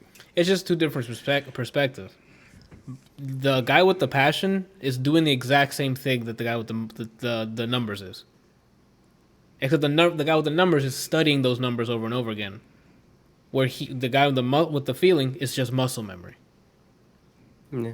He just doesn't explicitly write it down, but he's doing the same thing. But don't you think that makes you drive differently, or in this case, play music differently? Yeah, it's like being emotional versus being systematic. Brian kind of said it there. It's a different approach. The best example I can give to you is, we'll bring it to fighting games since you play those. Frame data players versus people who just play with a feeling. You know what I'm getting at here? Where basically people will study, hey, when I do this, I'm +3. I can do this into this. Other people will be like, all right, I'm gonna keep look doing up this the data, with Brian and wait, and you're gonna press something here, so I'm gonna do this. Mm-hmm. This feels like it's negative, so I'm gonna press something right here. Whereas some people are like, oh yeah, I leave you at like -3 at frame advantage. That means I can do this and do this. They're both enjoying, I guess, what they're doing to an extent. It's just the reason why they're enjoying it's different. And I guess that's the best example I can think of. So you guys don't feel like when you have two artists and you have one who systematically makes music and one who makes music based off emotion, you don't feel like you prefer one over the other? It'll hit someone. It'll hit the person, the said person. No, I don't mean in general. I'm talking about you guys specifically. I'm not a technically like when it comes to music, I just need to hear it. And I'm like, so you can't tell the difference. I know, like if it bangs for me. Like, what is it, Brian? I'm a hype beast. I'm a hype person. I'm a hype beast. As soon as I'm like, yo, shit's knocking, like I'm in. Like, I don't need to know if there's drum breaks or like if it's off sync. Or, I don't know any of that. I'm like, yo, when this plays, and I'm out here, I'm ready to lift fucking UFIT. Like, let's go. Or if it's a sadder song, I'm like, oh shit, it's getting me in my mood right now. I go for feeling for music. This is another example, basically, of the same approach. So since I know what I'm looking for, I'm listening to it with like engineer ears, and a lot of times you'll hear me complain about certain things in terms of levels on things, or like since I work on music, Anthony knows if a chorus is pissing me off, I just don't like the song. He's alt F4. He's ejecting the fuck out of there. If it's literally like a one ad lib that happens once and you can barely hear it, and I think it's fine. It'll amuse me if it's bad or something like that. So I guess the asking us again is basically like setting up the different approach thing. I don't know if this is answering your question or not. Yeah, I don't know if that answers. It was just more like what you guys are paying. Like, how did you feel about that? That applies for me, like for games. I know how all of that works, so I'm looking at that differently. I don't care if my character's naked or I'm walking around with like a fucking no fuck. How does it play? I want to know what's behind there, what's working in the system, what are the systems that are at play. What it looks like, I don't give a shit. I need to know how it technically works. And then the exact opposite. And the opposite is Brian's like, yo, I need to look lit. I'll spend 3 hours on my character, like making him look. I don't give. If there's a character selection screen, I hope there's presets, so I can just be like him and move on. Because none of that matters. Unless it does. Sometimes it does matter. Like Skyrim, I think it matters depending on the race you pick, because like the citizens and stuff, they'll treat you differently. No, I think Skyrim you'll have different you have different things you can say, like dialogue, and you have different passive buffs or different. That's true. So like that's system changes. Like that's dynamics that are changing. That's why I would care. But if it's just aesthetics for the sake of aesthetics, I don't care. Brian almost divorced me because I said it's just aesthetics. I don't give a shit, and then moved on from whatever it is that I was trying to get. He was like, No, you go back and you fucking get it. He does that to me too. Yeah, like, but I'm like, I don't care. It doesn't. You know add what's anything. funny about this conversation is specifically about this is like Bryant and I are on the same page, and you two are on the opposite page, because every time I hear either one of y'all say that, I feel like burning you alive. I get that. I understand that, because you have that part of your experience that helps your experience when playing the game. Now, I'm not saying it's bad. I'm not saying it's wrong. It's just when it comes to me and I got the sticks in my hand, I'm flying past that. I don't give two shits, bro. I'm not saying it's bad again. I'm like, I understand there's work that's done into it. People modeled each and every one of those things, but that doesn't add to the gameplay for me. Yeah, It's just fashion over function, and which one you prefer, I guess. If it's something like, don't get me wrong, I usually try and collect as much as I can. But then there's like certain points where I'm just like, you know what? I'm done. Fuck it. I'm out. I'm just going to keep going because I don't care anymore. I wanted to finish this, or I'm getting frustrated or something, and I just want to be done. I feel like you guys are more concerned with like about getting to the getting to the goal rather than enjoying the journey. The journey is checking off those boxes. That's why I love Metroidvanias. I like open world games that actually have stuff happening in the world, because they can distract me. It can be like, oh, hey man, you can get this and get more XP, which that feeds into your skill tree or something. Anything that feeds into another system, that feeds into like it's a well-oiled machine, that's when you'll get me. But if it's just like, it has to be a purpose. It's a purpose that develops me as the character, like the Division. Me and Cobra like play the Division, like not currently me because I'm playing Last of Us, but anything you do in that game feeds into something else. Yeah. Like that's perfect. That gives me the reason. I'm like, oh, I can do this because it'll help me later on. Yeah. Because it'll add up to it. It literally is like, oh, you can change the color of your visor. I don't give a flying fuck. Yeah, that's like, fam, I don't care what color my fucking visor is. I don't know that I've ever just tried to like just get through it. Like anything that I've ever played, I enjoy what it is that I'm doing, as long as it's heading towards something. If it's me just running around trying to find a secret entrance or doing something specific just to get something that's going to make my character look different, I don't care. Mm-hmm. But I enjoy the experience of like pushing through the game. I'm gonna go back to Metroid, because that's the best, because it's exploring, and every time you go and explore, you're like, oh, what the hell is this off-beaten path? Boom, I got double jump now. I can go back to the places I couldn't reach now and get those things, because when I go into double jump into those areas, I get another upgrade that feeds into another area in the map, because it's all map design. Fam, I don't care if the map looks like just blocks. The gameplay's still there. Man. That gameplay's still there. I mean, Minecraft Dungeon is literally just blocks. Minecraft Dungeons is the streamlined Diablo. That thing is like, yo, just kill shit. You get some things that makes you stronger. Fam, and that loop, it's all mechanical. You don't have to look how pretty it is. That's for like yourself who's like, oh, now I'm immersed. I'm in there. Whoa, I don't need that. That's cool. I love it. Like the detail. Next week when I talk about Last of Us, bro, like that, the visuals. I was help, just getting ready to say. Like, so like is gameplay, functionality, and purpose more important than the story? Yes, I'm here to play a game. That should be the first thing. If the story can contribute to the gameplay, that's even better. If they mesh like this because of the story, you're playing like this. Brothers is the best example of that. It's an indie game where the two sticks, each stick, the left-hand side, you control one brother, the right-hand stick, you control another brother. By the end of that game, what the story does for that gameplay is like, whoa, what? That is how you integrate it into the game.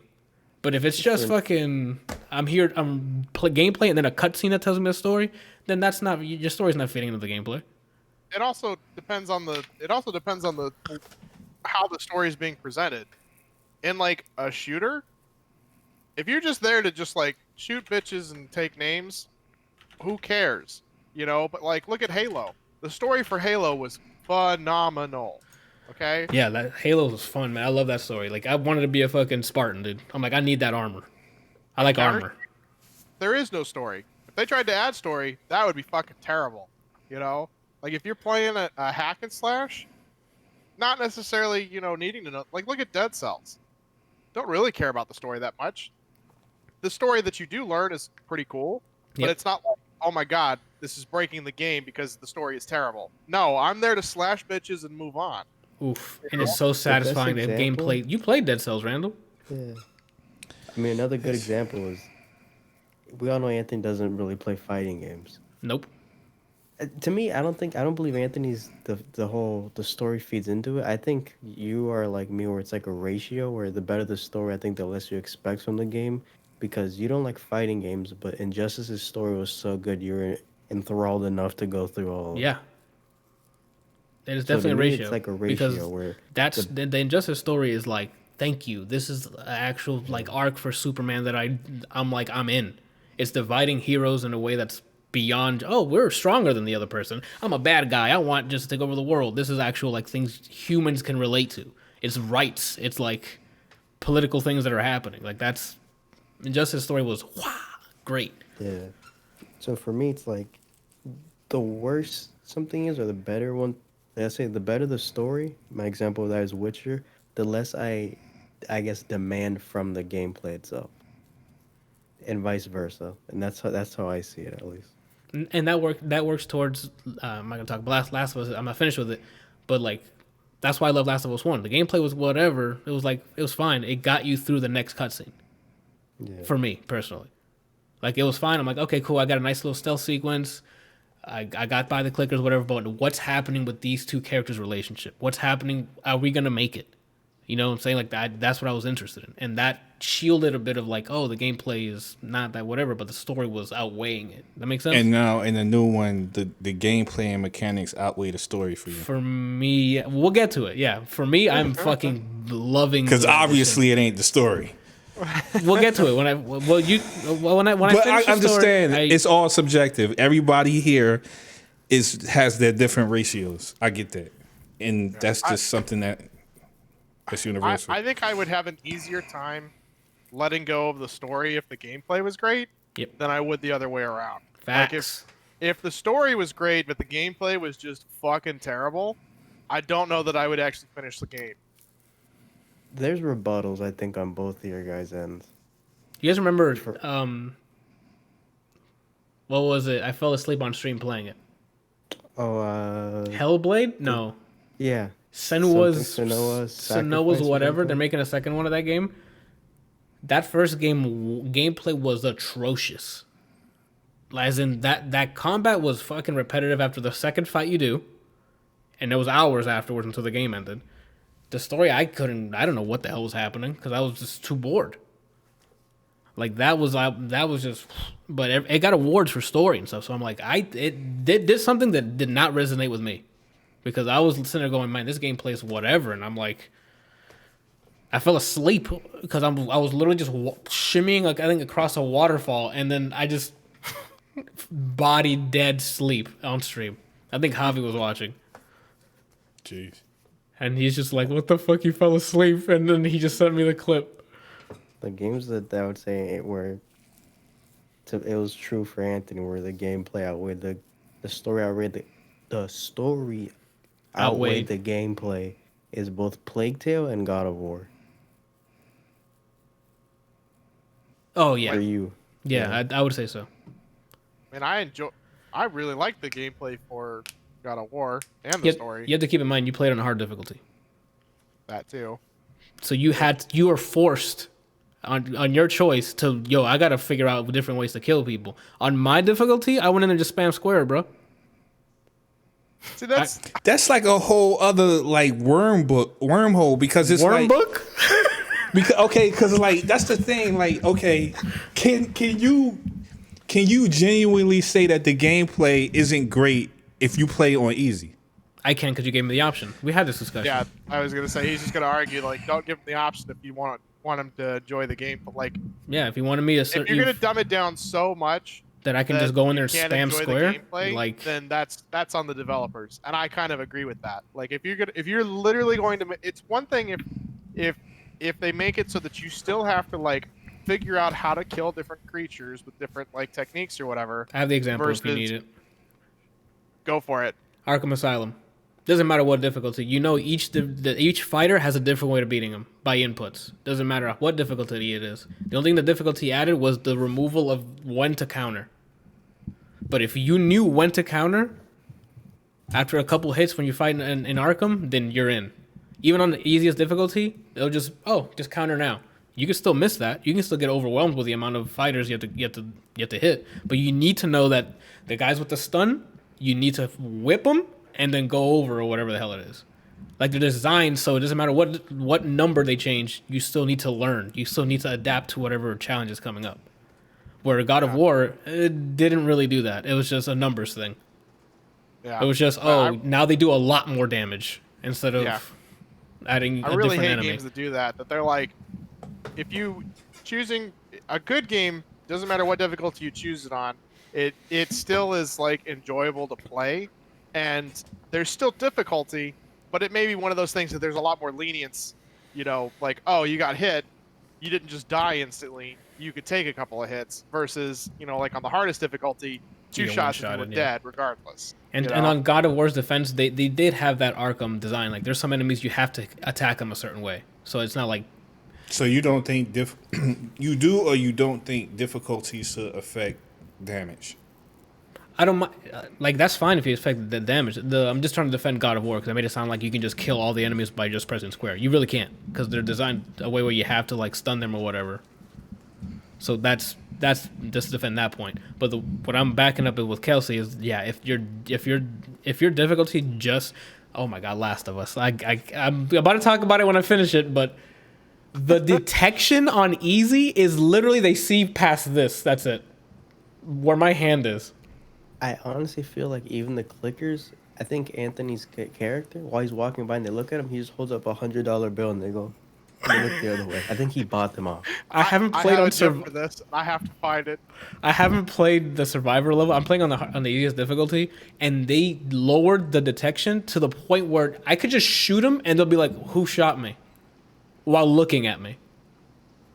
And I'm like, that's not great, you know, in terms of difficulty selection. Or if it's just like not God of War, but like if it's just like, you know how you were playing. You ever think that maybe those easy levels are for kids? That's fine.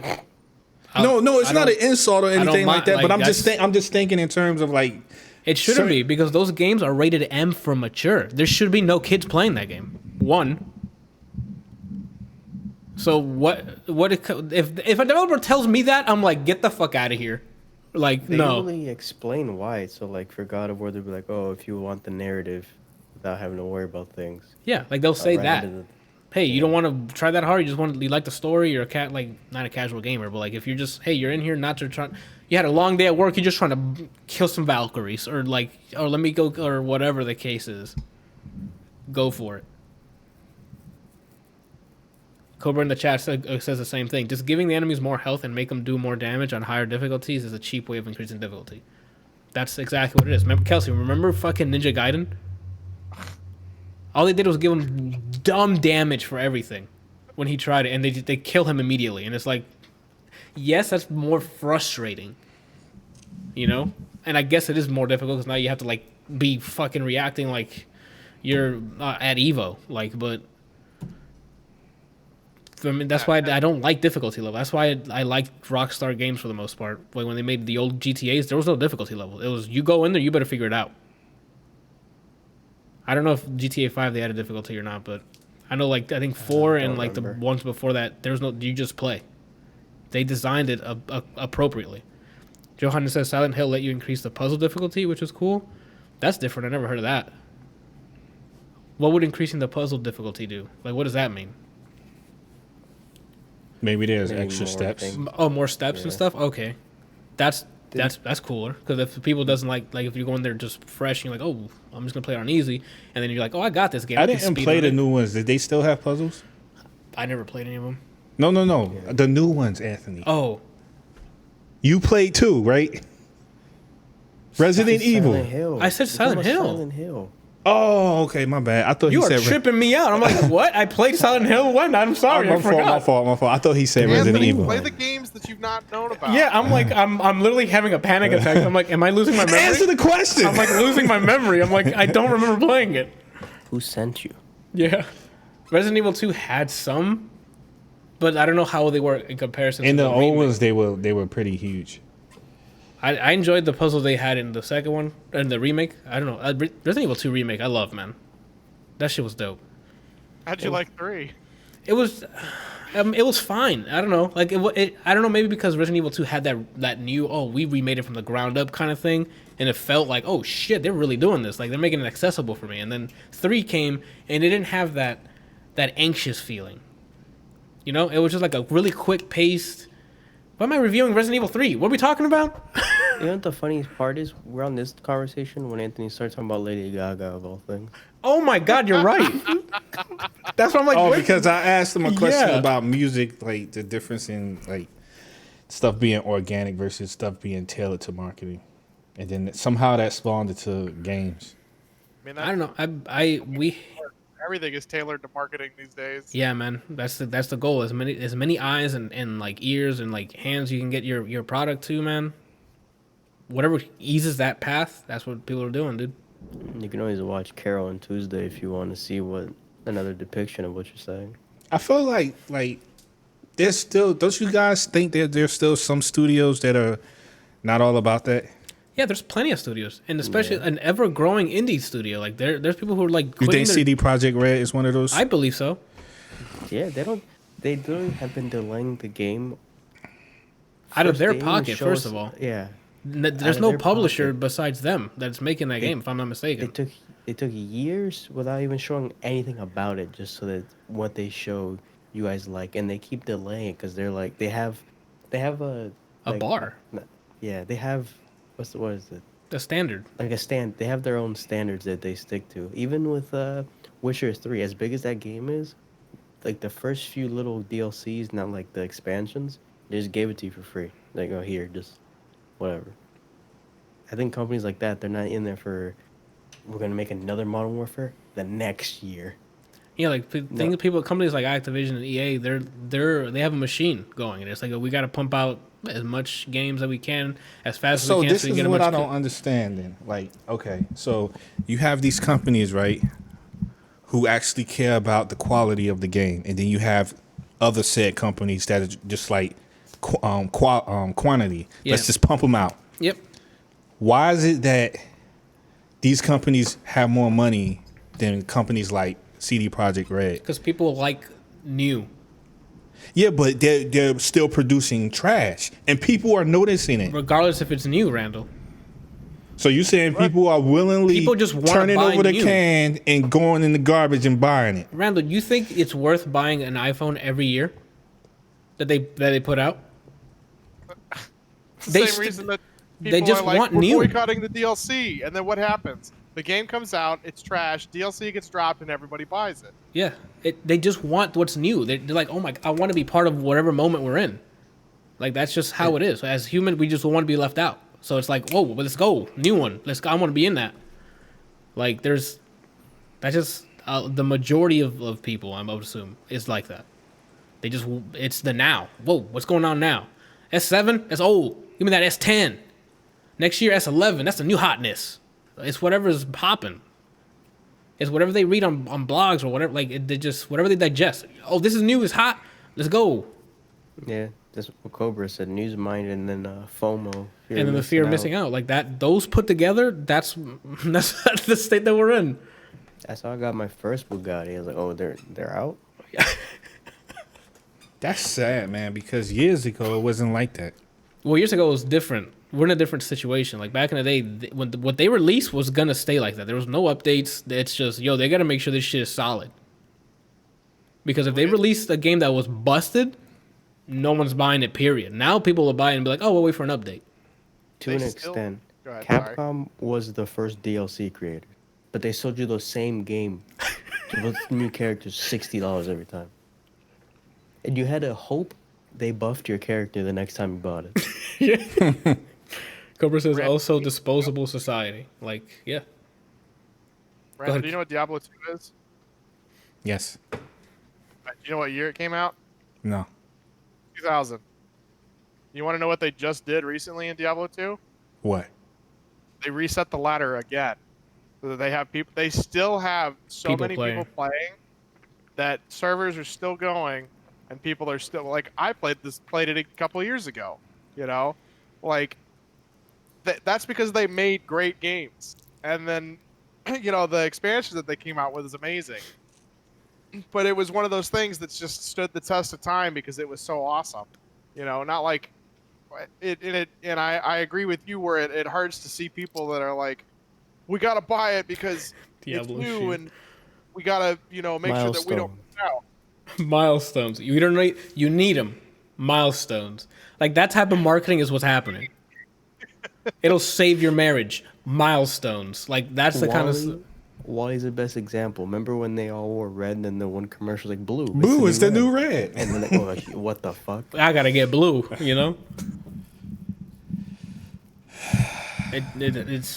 That's how it is. And obviously, the people who own consoles profit from this somehow. Yes, because they're using their platform to sell it. They take a cut. The Xbox store, the Sony store, they take a cut of whatever's being sold on that store. That's why crossplay didn't happen until now. Because why in the hell would you want to play with a different platform where let's use Fortnite because they're the ones that fucking opened the floodgates. Thank God.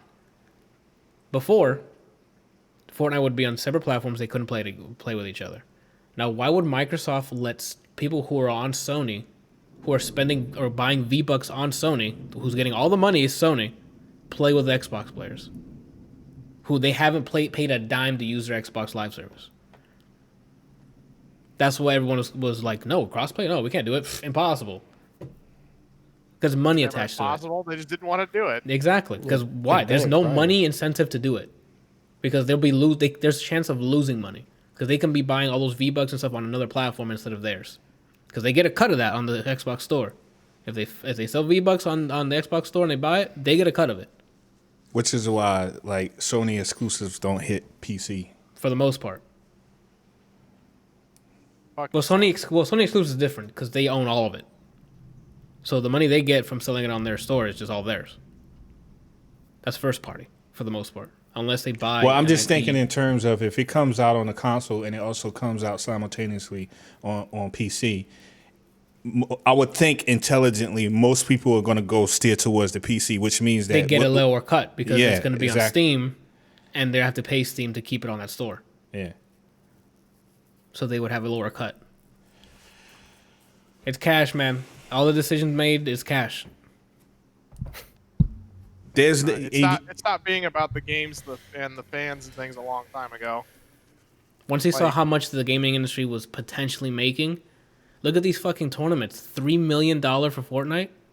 $3 million, Randall? So are you guys basically saying the only people who can fix this is us? Yes. The players? Yeah. Always. It's always been the people.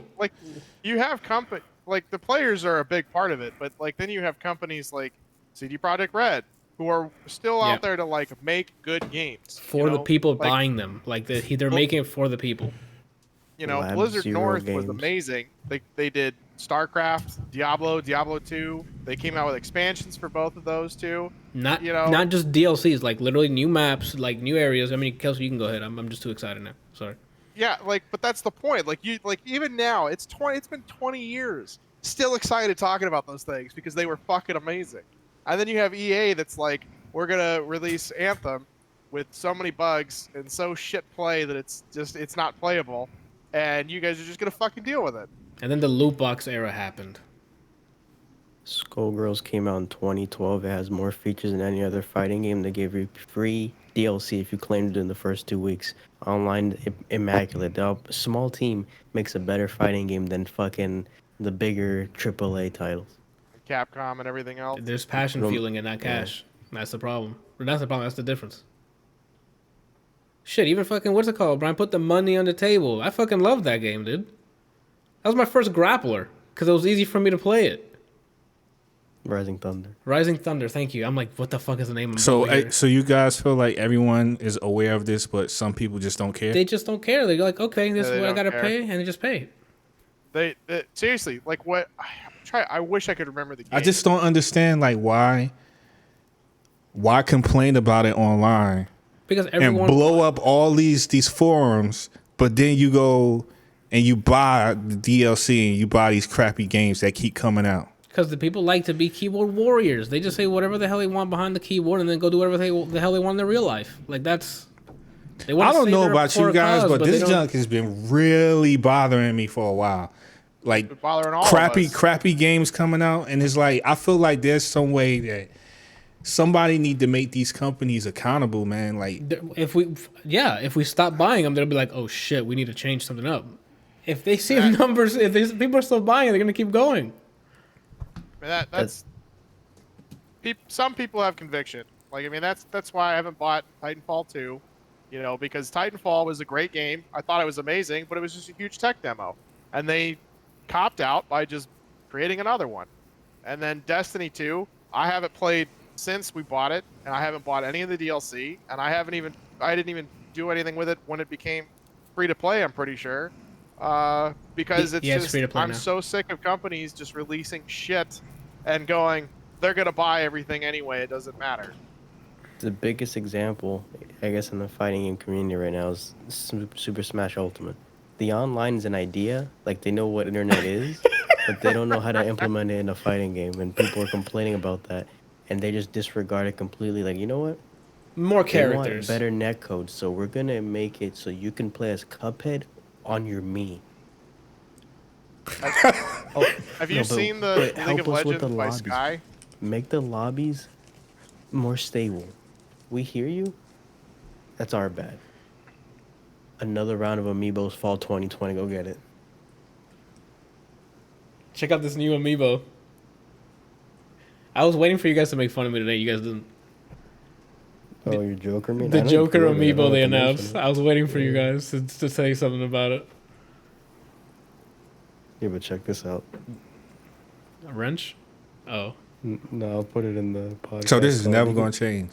It doesn't change until we stop buying the stuff that But that's probably never going to happen. There's too many people on the planet, and gaming is becoming more and more mainstream. Yeah, then look at the podcast go. The amount of conviction, like Ellie said, that would take, it'd be like almost a lot. I can't even think of a number of the amount of people that needs to just stop. Basically, I'm gonna have to find this video for you. Oh, okay, I found it. So, I feel like if people got in contact with the big name streamers, got all the big name streamers on board, they can influence thousands of other people. They're not gonna get on board. They have no reason. There is no stake in them to do anything, because they make all of their money by playing all these new games and having all the little fuckboys donate to them. Even then, again, back to Smash. Who the fuck cares who's streaming it? Nintendo puts out a Smash game, everybody and your dog is gonna buy a Switch just to play a Smash game.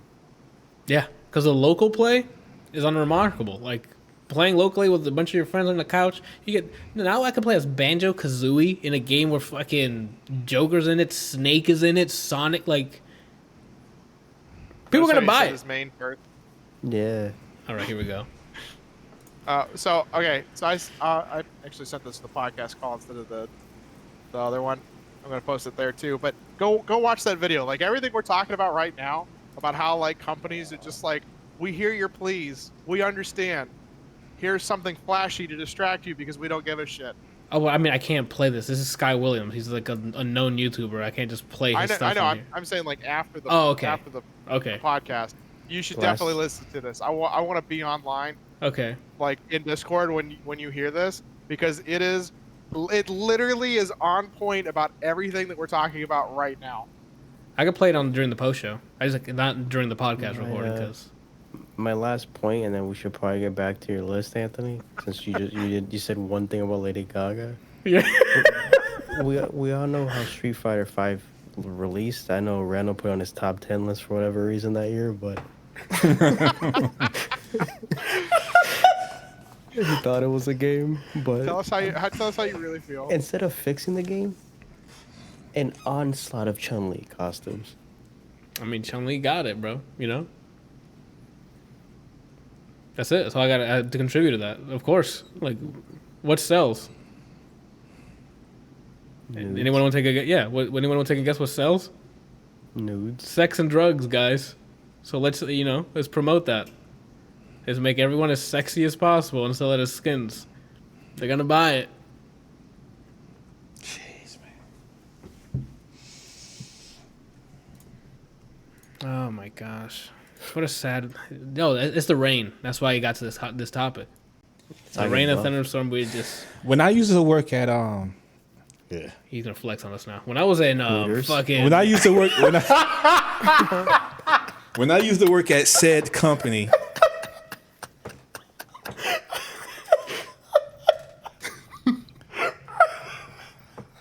Are you done? Go. I'm sorry. Turning red. When I used to work at said company, there used to be like said company. Said company. Yeah. You don't want to be outed? What's up? EA. There you go. And the Shithole. Cobra says, and the cock wasn't even that long. Just to remind you. Anyway, there are like certain stipulations and rules on like how the game's supposed to load, how many seconds it's supposed to load, when you're making the game, right? Yeah. I feel like companies like Sony, I don't know about Nintendo. I don't know what the whole deal with Nintendo. If Nintendo is having the same issue that Microsoft and Sony is having as far as like the quality of games and DLC and all that stuff like that. Only you guys would know. Like in terms of their base game, what they release is always polished. Okay. If it's a first party. Yeah, if it's a first party game that Nintendo makes, it's usually polished. Whether it's designed because like it just doesn't break for the most part. Unless am I overstepping, Brian? The newest Pokemon. Oh, that's right. I didn't play it, but yeah, that got a lot of flack. I don't remember. I don't know if it's still at the state it's in or not, but Sword and Shield, right? Yeah. Like people were not happy. There was an expansion like last week, and I think people were saying it's too short, but it's fun. I guess I don't know. But continue. So never mind. That's a whole nother discussion. You know, everybody's still on the bandwagon of it's so pretty. Okay, what can you do? It's so pretty. Okay, but what can you do? It's pretty. Milestone. You can call me a freak. And like, don't get me wrong, I understand that, like, you know, as you make things more realistic and make things, you know, better, it takes away from the length of the game. I mean, that's why you have like all these other older games that are just like they're sprites, or they're like, look at Final Fantasy VII. There's a shit ton of stuff to do in that. You know, I spend days playing that game. I still go back and play it occasionally. You know, and then you get like, what is it, Destiny? When it first dropped, it's so pretty. Okay, but I ran through it 4 minutes. Yeah. And the story mode's done. What do I do now? The first Destiny, I beat it, and I asked Chris if I beat it. I didn't know that was the end of the game. It was so dumb. Oh, but what I was saying was basically like there are set rules like on how the game should run. If it doesn't meet those things, then it cannot hit the PlayStation Store. Like Sony won't accept it. Right. That's normal. Yeah. So I'm saying basically what I'm saying is I wish that there was a rule enforced that you cannot release a game unless it's completely 100% polished. And you can't have no updates. You can have DLCs. What? Nah, fam. You need updates in this day and age. Like there's pay for it. But he's saying no updates. Like you can't release a game with an update unless it's content. I don't agree with that. Why? Because there could be some like really bad balances that needs to be updated, and you don't know that until the masses hit it and they find like a crazy unblockable. You talking about like a fighting game? Fighting game or like a FPS game where like this gun is too powerful. Mm-hmm. And you didn't know it until it hit. Okay, so that's balanced. Quality, like that. Actual DLC and situations like that can be like the exception to the rule, but not like releasing something broken with the intentions in the back of your head. Like we gonna just release some update, like and then make people pay for it. But Randall, that became the mainstream thing. When things like H1Z1, PUBG, everything that early access came out, that's the popular thing. I understand that, but what I'm saying is I feel like companies should revert, like Sony, Microsoft should revert and stop that. Because if they stop that, then companies would not release crap games. They will on No, Steam. they just wouldn't release crap games to that platform. Yeah, Everybody would be moving to PC where they have total control over it. It started on PC, and then they saw how much money those people were going, and PlayStation and Xbox were like, we got to have like an early access program for people so we can get some of that cash. And that's how Ark got on the console. That's how PUBG got on that on whatever. And there's like a bunch of other indie games that are like early access still on Xbox. And maybe PS. I don't know if PlayStation allows a lot of them, but it's, hey, we're kind of working on this game. It seems pretty fun. Here you go. You can pay us to get early access to this build, and then we'll update it maybe. They're not. This whole thing is just turning like, into another episode of us shitting on the gaming industry. Yeah, like, that's early access triggers me with like, well, EA, you could get it to early access. Blizzard, early access. pre-order now and you get a Bethesda, skin. early access. Fam, I'm not pre-ordering for a skin. What skin though? Brian, get the fuck out of here. Oh my gosh. I think it also helps business wise, like with those, I guess, fighting games or competitive games with a competitive scene. If you release something broken, because now that will help them win, and so people are more likely to play or buy whatever it is. Example: that little shit GT Goku as DLC. We should never do podcasts on Monday. Everyone's too angry. We're just venting at this point. Go for it. That just bothers me, man. Like, I wish there was an active way that we could do something about it. I mean, there is. We It's close our getting the masses wallets together to actually not buy stuff that's just crap. Like Fallout 76 when it came out, And it was so loaded with bugs and things. People couldn't uninstall it. First of all, like they physically couldn't uninstall it. They couldn't get refunds, and then what was the other thing? If you pre-ordered that special edition, you got that bag, and they showed this like nice leather-looking bag or something, or like a nice like real nice bag, and then what they sent you was like some tarp that they stapled together. Yeah. Yeah. The fix has always been the people. The consumer is always the solution. But if most of the consumers are just buying mindlessly, or they just don't care. Maybe it's not that they're mindless. It's just whatever, dude. I got money to blow. Who cares? I'll give this a shot. Like, there's so many situations, different types of situations. People are just gonna buy it, you know. So then I listened to Kygo Golden Hour, and if you guys haven't heard of Kygo before, he has like a very like tropical EDM sound.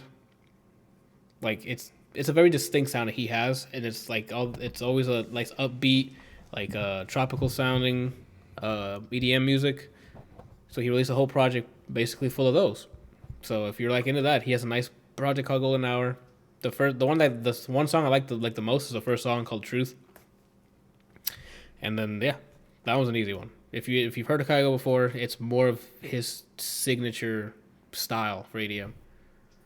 Cobra says Kygo has quite a few remixes. Yeah, he does. he has a remix to Sensual Healing that I really like. Yeah, but you know how that sounds in the chorus, the boop boop boop, boop like the how he has, that's his tropical, I think he calls it or something. But this album is a lot of that. It's like his signature, I guess. So I mean, if you're into his some of his remix, you should check out the album. It's pretty cool.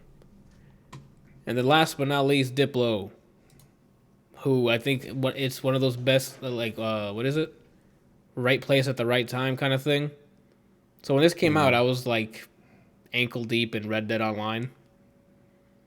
So I was in full Western mode. All right. So comes a Friday, sorry. And this little project comes along. Came from over yonder. I hit play on it. Intro already got me in. Southern boy telling me things. Pretty cool little melody in the background. The intro gave the tone to this. It's very it's old Western instruments mixed in with like a mixture between like EDM always sounds like it's like hype with the glow sticks and shit, but it's like music. electronic mix, and it mixed very well. The way he meshed them together. There's one specific one called Heartless, and it's sort of like a trap. How could you be so? Yeah. Okay.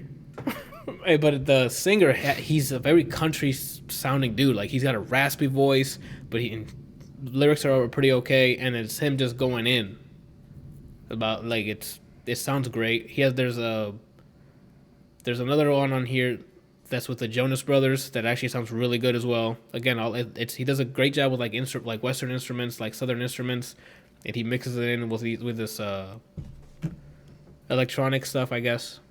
I don't know. I want to say EDM every time, but it's just like electronic and like trap or like modern day pop stuff, and it meshes really well, especially with what they got. Cobra says Kygo and Selena Gomez. It Ain't Me is pretty nice. Yeah, it ain't me. Nah, nah, nah. It ain't me. That's a good remix. You hate it. So yeah, I mean, I highly recommend the Diplo one. That's probably the album I've actually been listening. It's obviously After Hours. And this album as well, I have on like not repeat, but like I have them on constantly coming up in my shuffle for the 2020. With a bunch. There's some other features that I don't know about. Like I don't know the artist, but like Julia Michaels is in it. I think Kalani's in one of the remixes on here. Like I said, Jonas Brothers. I don't forget the other ones. There's some other big name ones too. Oh, Young Thug is in one of them. That's not one of my favorites, but it's not because of Young Thug. It's like the track itself doesn't sound that great. There's one that's supposed to be Western, but it sounds like it's Middle Eastern. Like the aesthetic doesn't sound like it fits the rest of the album. When you hear it, you're like, oh, okay, it's probably this song. But the rest of it, it's just a nice package, like Southern Western, like feel to it. And again, it could have been right place, right time because I was playing Red Dead, so I was in that mode. Me and my repeater going down getting killed by crocodiles. And this hit with that. So I'm like, oh shit, I'm a Westerner, you know what I'm saying? Working my way to become a bounty hunter. I'm going to be slanging moonshine. Oh, when you play? Yeah. Nice. Talk about it. Just make a crossplay ready so I can install it again. Facts. All right. So that's my music minute. That took an hour. Cobra says, have you heard the news? Kygo's going to make a remix of Rich Girl. I'd listen to it. I want to see what he can do with that song. That's your theme song?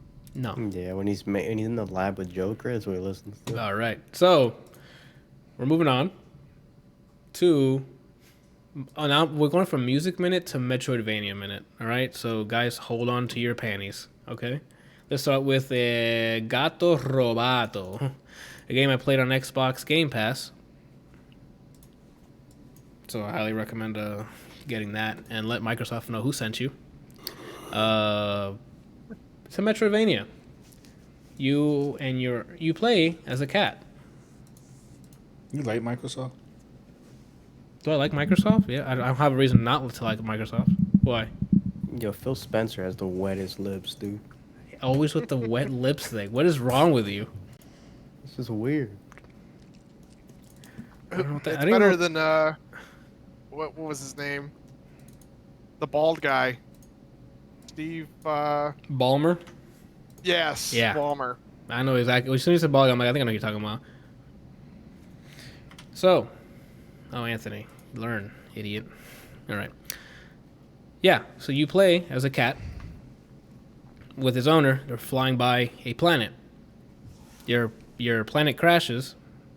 Your planet crashes? Your ship crashes on the planet. Fuck me, Your planet man. crashes into a ship. Yeah, what? And your owner can't move, like he's indisposed of because of the crash. So he sends you the cat to go and help him get off the planet.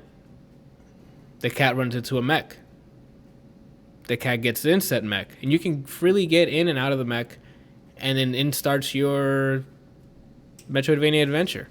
What's the name of this game again? Gato Roboto. Kurba says it looks like a Game Boy Classic game. It sure does. The whole game is in black and white.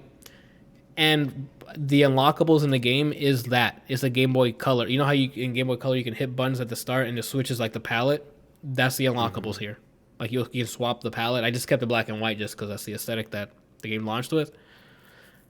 But yeah, it's Metroidvania. You get with very different pacing. Like I finished this game like in an hour and something, so it was like a little mini Metroid game, and I fucking love it. You gain upgrades along the way, platforming abilities that let you go to other places, the whole Metroid thing. But you play as a cat. The combat feels great because you're in a mech that can shoot projectiles. The exploring is pretty awesome too because you can get out of the mech as well, so you can fit into like tight crevices because you're a cat. You get into other mechanical things. It's not just that fucking exploding mech with exploding arms. It's I can get to, if when you go into underwater, you have to get into like a little capsule. Like that way you can't breathe forever underwater. So you go into like a little submarine. Javi says it's cat robot for you non-Spanish. So I started it. I was gonna stream it one day, and the second I hit play, I was just using E-Man's copy. He started playing something. I'm not gonna tell him to stop playing something so I can stream it. So that's as far as I got. 30 seconds into the game. Well, I mean, it's on Game Pass, so you can just re-download it and play it. Hey, fuck you. Okay. Well, anyway. So yeah, I highly recommend it. If you love Metroidvania, this is a quick one. You can run through this game. Unless I learned how to speedrun it, like it's in an hour or something. Did you do RJRs? Yeah. I did all of those things. Those things you said, I did. You don't remember in the canola game? Oh my god! Yeah, I remember now. The gun. Do you really remember though? I don't think you really remember. Brian literally had 2 minutes on the fucking stick, and he's like, "I got my speedrun tactic." So that's that. That's for that one. That was quick, simple, whatever that is. You know what I'm saying? Now, the one that took me by surprise. I was anxious to play it. Not anxious. Excited to play this when it first announced. I'm like, oh, it's like a wacky game. Journey to the Savage Planet. Boy, did this game put its fucking hooks in me, dude. Ask Randall. Ask Randall. Is it single player? It's co-op, but no one else had a copy. So, well, you did tell me you were gonna play it. Well, I got it on Xbox Game Pass. Like it's on it's not on the PC side. So that means I would have to buy a separate copy on Epic Store. On PC. Yeah, on Epic Game Store. It's not like you can buy it from the Windows Store on PC, or it's not on Steam. Okay. You didn't tell me. All right, so we're moving on because clearly.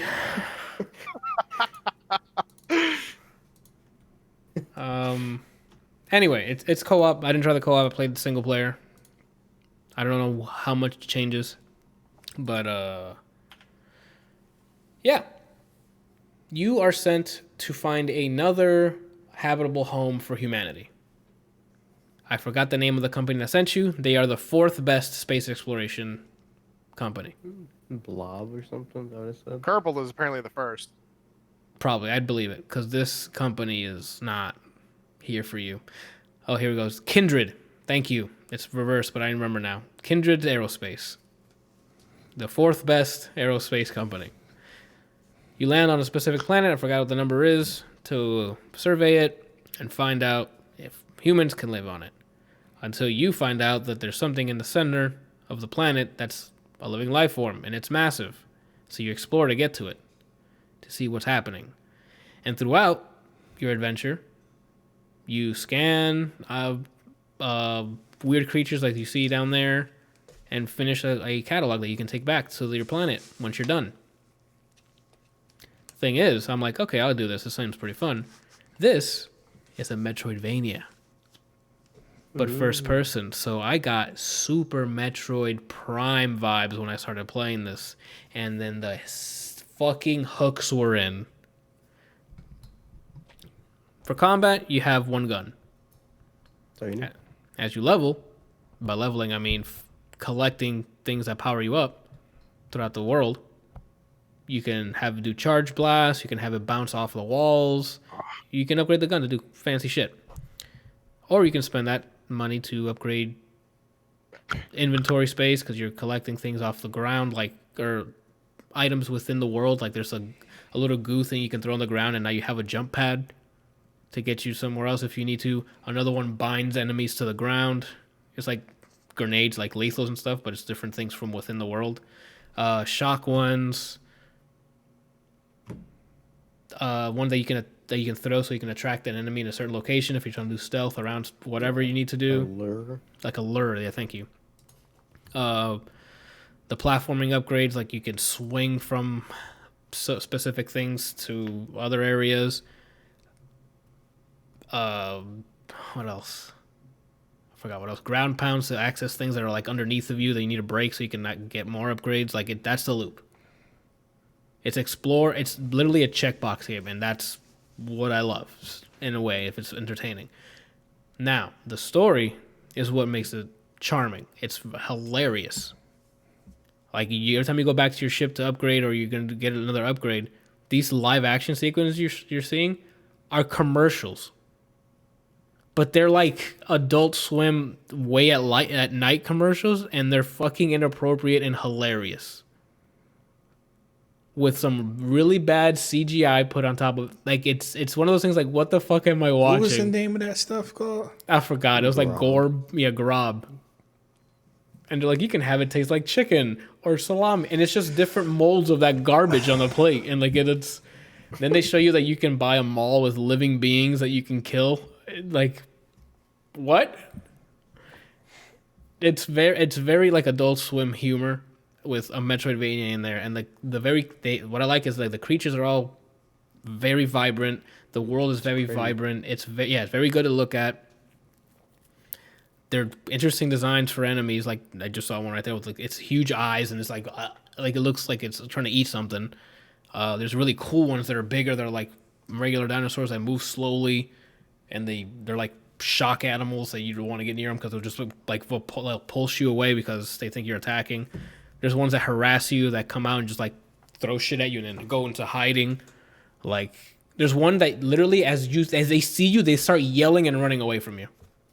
It's like this. They go, ah! And they just start running away. So scanning them is a pain in the ass because you try to get your fucking scan thing and then they see you and they just fucking panic and yell and run away. And if you shoot them, they split.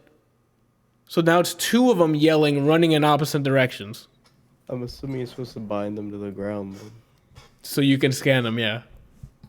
Otherwise, they just go, ah! And they just start fucking running. It's just very funny. It's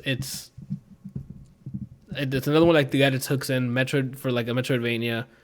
I haven't played a first-person Metroidvania in a while, so having this, I'm like, oh shit! I forgot. Metroid Prime 4 is gonna be lit. Like, it was just really fun. It was just satisfying to play. Seeing all the new enemies and stuff, like different animals and stuff, it's really fun. Again, I don't know how the co-op works. I don't know if it's like if the person joining your session contributes to your progress or both of them work at the same time. So I don't know that situation, which is kind of vital information. I'm sorry I don't have it. Because that would suck if like you joined someone's thing and you made no progress to your save. But I don't know about that. But for the rest of it, man, I highly recommend it. Journey to the Savage Planet was something I saw was coming out earlier this year, and it just kind of like slid by, and I forgot it was out. And I saw that they added it to the Game Pass. I'm like, oh, I'll try it. Whew, thank God I tried it. I fucking love it. And then there's an AI with you that came with you on the ship, just berating you any chance they get. So if at any time you're like, you should go check that out, and be careful, or don't, we'll just clone you. Like, she gives no shits about you. She's there because she was sent, and you need to do your job. And whether or not you're alive, we'll just make another one of you. You can die, come back as the clone, and scan yourself. And then, when you die, the loot you had on your persons without going back to the ship, that's there. You need to go back and get it. So it's like if you had like a lot of stuff and you're like, oh, I'm just gonna keep grabbing more materials that you use to upgrade later on, and some shit that comes out of nowhere, you don't know what the hell it is, one shots you, you're dead. You have to go back and go get your loot. That's kind of like in Dark Souls when you die, you have to go back and get your souls. Yeah. pretty much. You lose everything, or do you only lose part of stuff? Whatever you have, so it saves whatever you take back to the ship. So, but if you like go out and start exploring, and it's been way too fucking long since you've been back to the ship to dump the resources, and you're like, I'm just gonna keep going, beelining the story, and you hit a fucking boss, and he just bodies you. You don't lose it; it's gonna be there in the boss area, but you have to go pick it up, and your body will be there too. Sounds hot. It's great. So yeah, this is one Can of those. you pick the stuff up before the boss fight triggers? Depending on where you died. If you died in that arena, you have to go in the arena and get it. And it's going to trigger it again. You ever tried leaving your body and going the other way for a long time and then coming back to see if your body decays? No, it stays there and you can go up and bury your own body. And then a hologram comes up with a number to see which death that was. Mm-hmm. It's funny. It's just everything about it is just not taking anything seriously. And it's just, yeah. And then the ending, it gives me hope because it's like, oh, they're going to try something crazy for the next one. Oh, you beat it? Yeah. Yo, I went in on this. I 100%ed it. Like, this game, it had its hooks, and I'm like, I can't wait to play it again. Yeah, all the achievements? No. Because there's some stuff that, even beyond 100%, you have to do specific tasks to 100% it. Mm-hmm. Did you beat, or did you get all the cosmetics? There's no cosmetic stuff. So then, yeah. Oh, then yes. I got it. There's something else, man. I highly recommend this. Like, I haven't tried the co-op again, but that's the only thing that I haven't tried. But the single player, if the co-op adds fun to it, bro, this game is ridiculous. Son, because the single player, I had a fantastic time playing it. Killing things. I had to. It was like I had some There's of the always a things. choice. I guess so. And that's it for that. My Metroidvania minute. What do we have left? Oh, Path of Exile. Yeah, he left. So I'll get this out of the way real quick. My Hero Academia. Finished it last week. Yeah, last week. It was last week. So I've been pretty slow with anime, so it took me a while to remember that season 4 was going on. And then the season came and went. And I'm like, oh shit, I still need to watch that. And then I got into watching JoJo.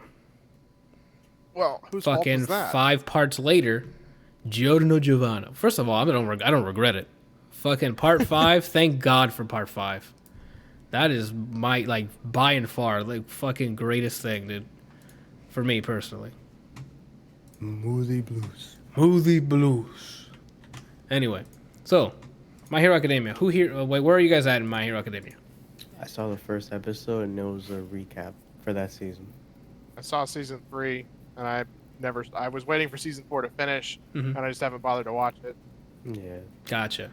Randall, Shit, you I looked saw at the trailer. the random episodes that I was watching, right? Yeah, okay. Well, the thing that My Hero Academia does best is hit the heart. Because it's the Midoriya's character and his character arc of wanting to help people become a hero because he was born without a quirk has been resonating throughout everything, all these seasons. And with this one particularly, there's a character that's introduced, and well, I guess I'm not going to spoil it. The villains have a new card to play. There's a new kid in town for the villains, and he has a new tech against heroes. So when it's time now, but as that's happening, as the villains are assembling, obviously I got to watch the second movie. Oh, I haven't watched the movies. I don't know if that pertains to anything, but Movies? apparently FX has them. What? Okay.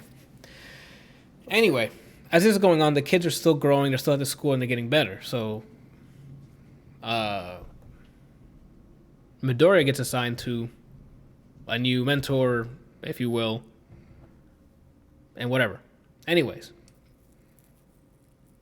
what Midoriya and a lot of the people go through here, even some characters of the stuff, is like high intense, like shit is on the line.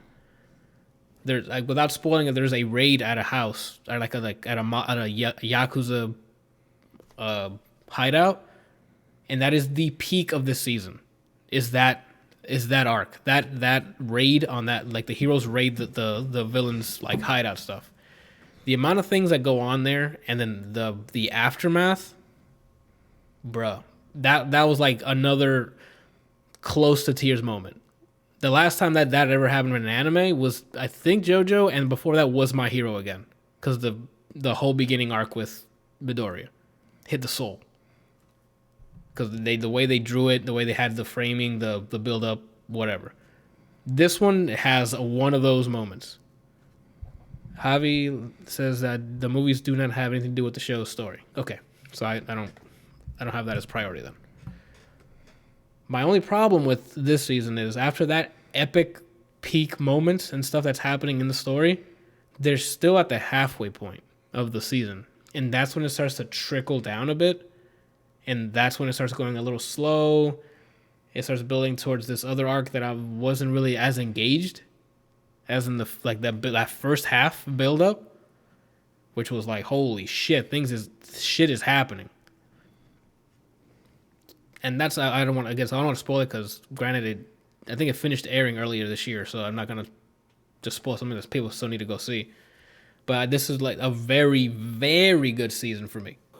Again, but once you pass the peak of that arc, it's maybe you're not going to agree, or maybe you will agree with me that it's like it starts slowing down a bit. It seems like it's filler, but it's really not. It's kind of still progressing some story. But yeah, there's some of the heroes kind of take a back seat during that first half because it's only a couple of the characters that are involved in terms of the students. But it shows a lot of the big wigs going in and doing stuff, and I'm like, oh shit, this is real. And then real stuff starts happening, shit happens, sadness, we got to move on, you know. The performances it's not dubbed, but they do a great job of conveying the feelings. The animation again was fantastic, framing the build up to some like very emotional parts were executed great. Awesome season on my part, on my take, I guess. So if you haven't seen season 4 or you haven't even seen My Hero Academia, period, I recommend watching the show. Academia, like white chocolate macadamia, then you should definitely watch this. Like, it definitely hits a soul. My biggest problem, like, I've seen 3 seasons. I still need to watch the 4th. My biggest problem with Deku is that he's a lot like Naruto, where he has really good intentions, but he never stops to think about what he's doing. He just does stuff, and shit just kind of works out, you know? And then, like, one day, somebody says something or he does something, and he finally goes, oh, okay. And then his whole world starts to turn around. It's like, bro, if you had done this 9 seasons ago, you could be Hokage already. Like, come on. No, he never actually changes his mind. He just does the same move from a different angle, and that's how he progresses. That's Naruto. But and I don't know if I agree for the Midoriya thing, because that was happening like the first season. Then after that, he's been like actively trying to be different or change. Like all of season 3 is when he really starts like putting forward. But at the end of season 2 is when he figures out that he like can't keep doing what it is that he's doing. You know, after the whatever that tournament or whatever it was. Mm-hmm. But like, seriously, he's an intelligent dude, and he sees like how everybody else fights, how all their moves work.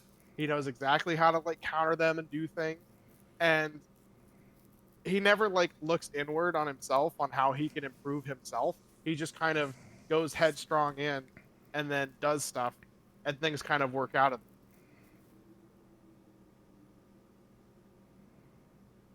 I'm processing. No, I don't know. I don't know if you're watching the same thing I'm watching. I feel like if anything, it's just the issue that he hasn't he hadn't learned control. Well, still hasn't learned how to fully control that power, which comes off as him making bad decisions, maybe. Yeah, because The part that I find funny that he never looks in was when he's like, "Yo, I don't have to punch everything. I can kick things." That's the only part I agree, but comparing it to Naruto to me is like trying to compare water to a rock. yeah, I don't know that maybe the Naruto thing is throwing me out because I'm like they're not the same. I've never watched Naruto, so I don't know. It just never looked interesting to me. Because this kid, like from the beginning, is always been, yo, I have notes on everything, and he applies it immediately. I don't even know if he's listening. Not for himself. Like, I mean, he might in like combat situations. Yes, he does do that to some extent, but he never like really looked at himself on how to develop, and neither did Naruto. Naruto just kind of kept going and going and going, and then one day, like I think it wasn't until Shippuden that it really like started to show that he was stopping and thinking about how it is that he delivers himself. And there's this one scene that to me is one of the most badass moments that he has, where he just like it suddenly shows how much he's grown up, but it's not until years later.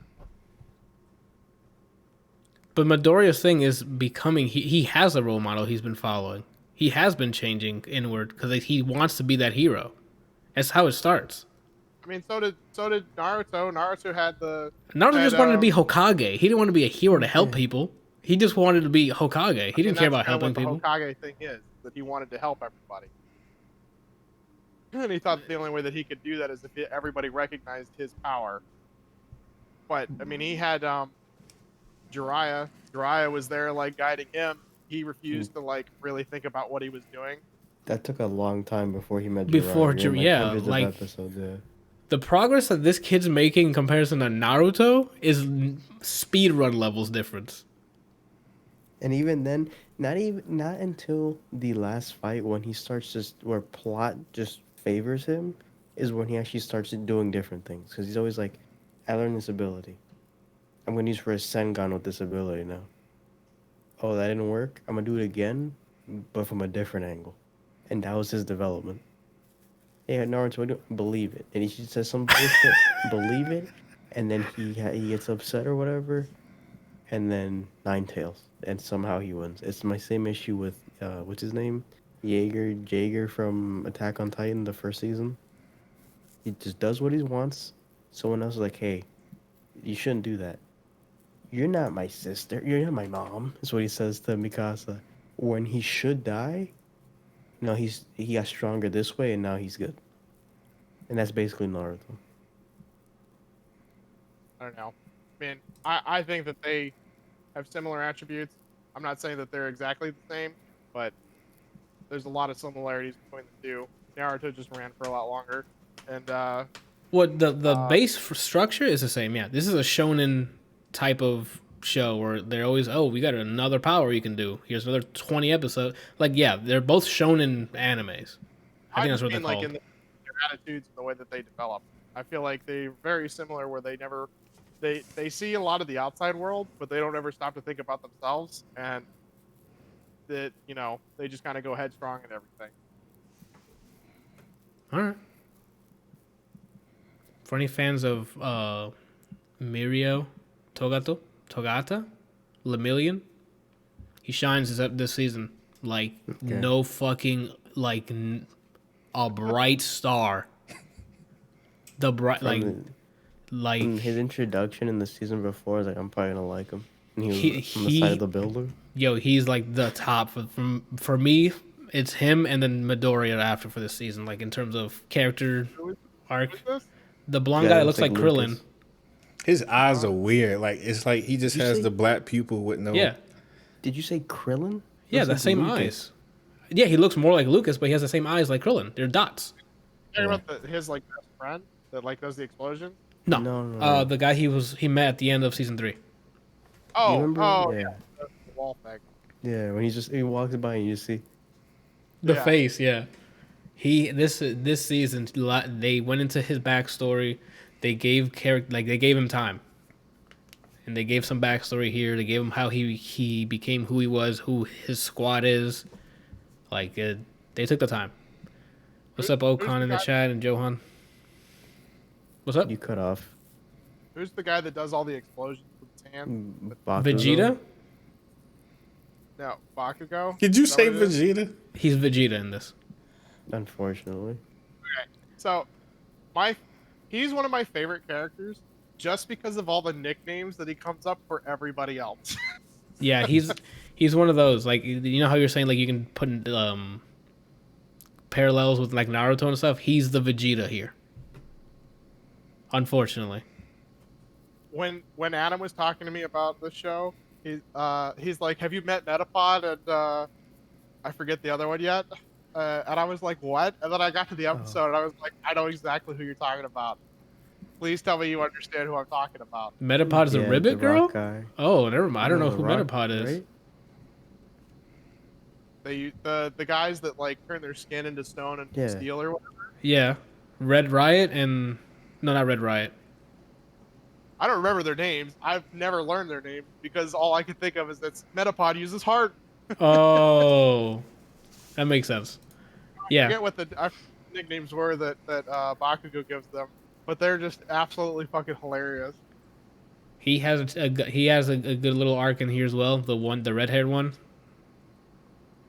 I think it's I Red forget his Riot. name. Or Red something. Anyway. Oh, and one that I was hoping had a good arc as well is Endeavor. Oh, You have to keep in mind going into this season, All Might is not number one anymore, so that responsibility falls on Endeavor to be like the symbol of peace, and that's what this arc kind of goes into. With that kind of face. Well, Randall did. Well, again, that's what that's why this season is that. Like, it's the symbol of peace is lost. So what is society doing? You know, like and how are the villains taking advantage of that and causing havoc and fear? Like it's more than the bad guys are here. It's a little bit more than that, which I appreciate because it's kind of like a look in the mirror in a way. Because like, what if our fucking like this whole police thing? Like, what if they all gone? Who's gonna be protecting people? Yourselves, obviously, here in the South, but everybody's got guns. So I don't know. I just recommend the season. It's near the end. It started getting a little okay. It wasn't as hype as like the beginning to mid, but Javi says, Randall, you look just like Endeavor. Wow, really? Okan says, is anime actually popular in Japan? I have a feeling that these animes these days are aimed Western markets. There's an entire anime's city huge there. dedicated to anime. And anything, gaming, whatever, there's an entire city dedicated to it. So, like, granted, it's a tourist area, but yes. The short answer is yes. They have an entire TV channel, I think, full of anime. Like, the same way we have our Cartoon Networks and stuff, they have an entire TV channel. All right, so that's that. I just typed a 1 on here. I'm an idiot. Now I think we're done. No, Kelsey. We're at 2:30. Can you keep this one short? Probably. Okay, sweet. Give me a minute. Let me set up here. Path of Exile. So the new league dropped. Lit. What came with the new league? The new league is called Harvest, and basically you plant seeds, and then they hatch into monsters, and you kill them. So it's like a PvE event, I'm assuming, not like a... Yeah, it's a PvE event, but the big thing that came with it is that they made a whole bunch of changes to the way that several skills work. Like, so they expanded on the way that brands work. So a brand is something that you could drop or pin on somebody, and it would just do damage. They've expanded on that where you can have brands that will cast certain spells. Okay. And it's opened up a whole new line with that. They've added a whole bunch of war cries. They used to only have like 2 or 3, and they would mostly be for like defensive purposes. And then there was one for defense, one for increasing damage, one for doing something else. I don't really remember what it was. Okay. But they've added a bunch of new war cries that work on. There's a couple that are for defense, a couple that are for like assistance, and then a couple that are for doing damage. And then each one, you know, there's a couple for doing damage. Each one of those like works different than the other one. I haven't really gotten into the war cries, so I don't really know much about them. But we played a lot of this weekend, and I've already made 3 different characters because I have not. The first character I made not work out like I had hoped.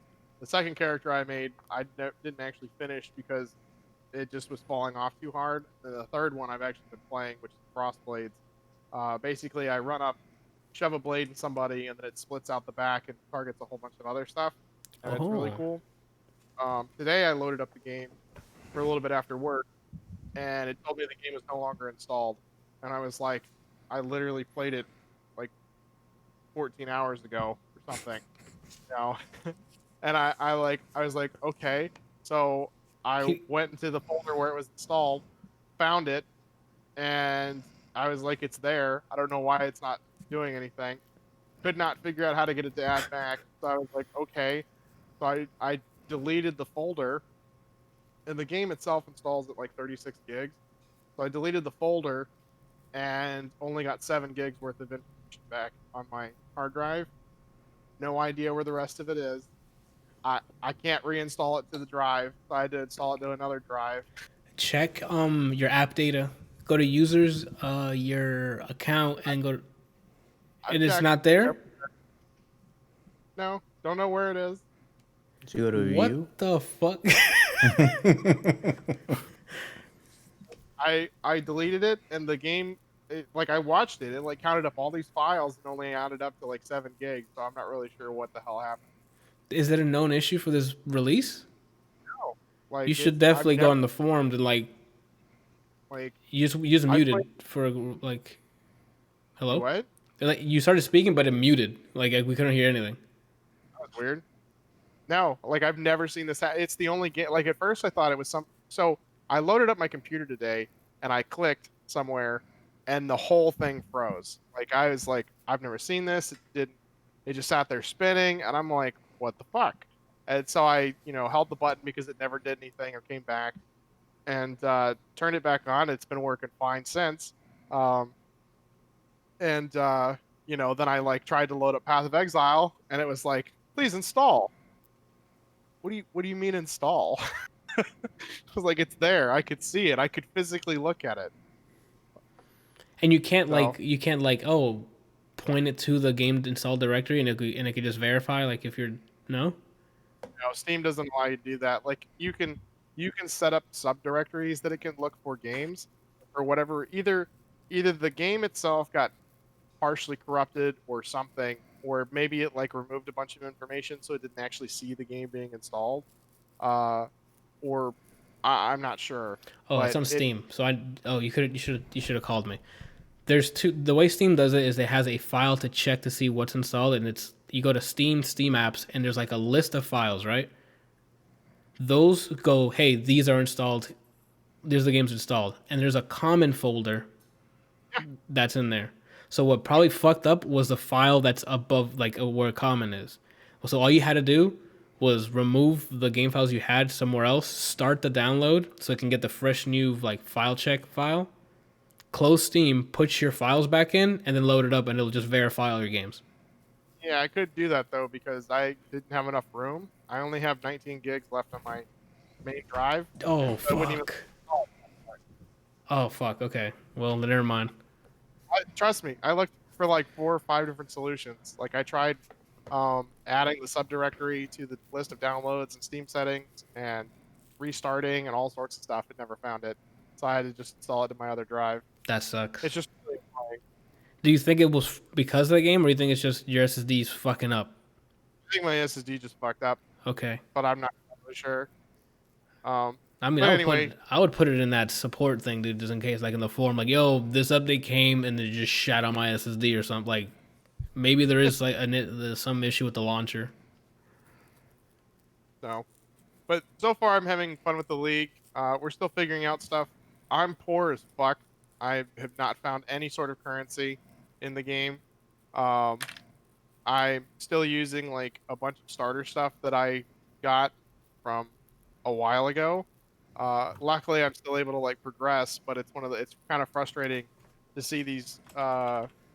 Obviously, the major streamers literally do this all day, every day, know exactly what the fuck they're doing and how to build whatever.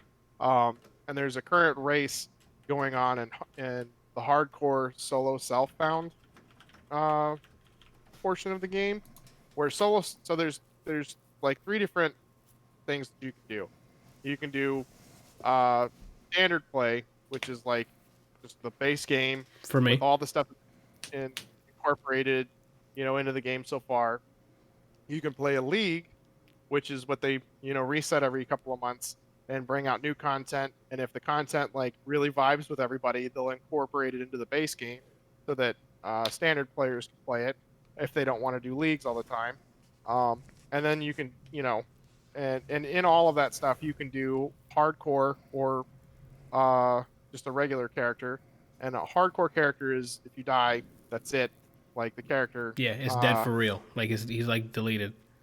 Well, in most games that's the way it is, but in this one he moves to the softcore version or the standard play of whatever. Oh, You do a hardcore league character and the character dies, he just moves to standard league. that's neat. So, It's a quality of life change. That's different. I like that. And then there's the solo self-found. It's called SSF. And what it is it's basically like online single player. You can't trade with anybody. You can talk to people, but you can't like have somebody join your game to help you out or give you items or anything like that. And there's a hardcore version of it that there's currently a race going on. The first person to hit level 100 gets like something special. I don't know. I don't remember what it is off the top of my head. But to see these guys literally start with nothing and to have the gear that they have just baffles the fuck out of me because I'm like, I have the ability to trade with people and I am just suffering trying to play, Uh-huh. And I'm sure that they also have like a much better understanding of the game and the characters that they create also just work better than the ones that I usually end up playing. Mhm. So that, but I would love to be able to understand the game enough to be able to go, okay, we're going to make this character and I'm going to start with nothing. And then in 2 days, I'm going to have everything that I've ever dreamed of having. This league is all about crafting. Like crafting's big in this game, but it's not something that a lot of people can do. And so the harvesting, when you harvest the creatures, you gain energy. And you, depending on the seeds that you planted, you get different crafting availabilities. And the seeds you like, get from where? I don't know if you answered. The whole thing is about planting seeds, and you like every time you go into a map or anything, there's this big seed that's on the ground that you click on, and it drops a whole bunch of little seeds. Okay. And the little seeds are the ones that you plant. And they're based on the level of the map and all sorts of other stuff. And then each one has like a unique name and a color. Well, not necessarily a unique name, but there's a name and there's a color. Okay. And then depending which one you get when you plant it, will do different things for your crafting options. I'm sure that they've just figured out how to kind of not really abuse it, but I'm sure that the players just like know what they should be doing and have been more efficient at doing it than I'm ever going to be. With that attitude.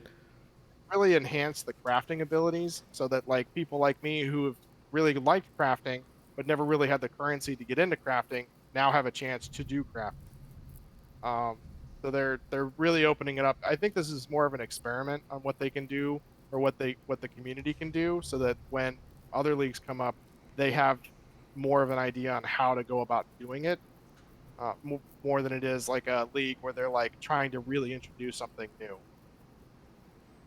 And is there like when you're planting these seeds, it's just the seeds you plant like right there on that run, or is there like a base? Like, look, because I'm looking at the trailer, it looks like they have like a base full of shiny shit happening. Like, do you have like?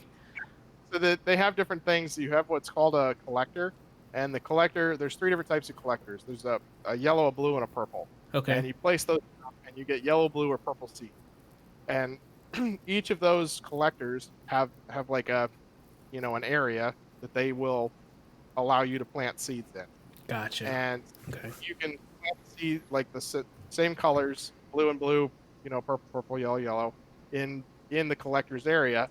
And I mean, you can technically plant the seeds anywhere you want in that little base, but they're not going to grow unless they're inside of the collector area. Okay. And so the goal is just to fill up the collector's area with seeds. And then after so many, what they call cycles, basically clicking on the big seed to get little seeds is considered a cycle.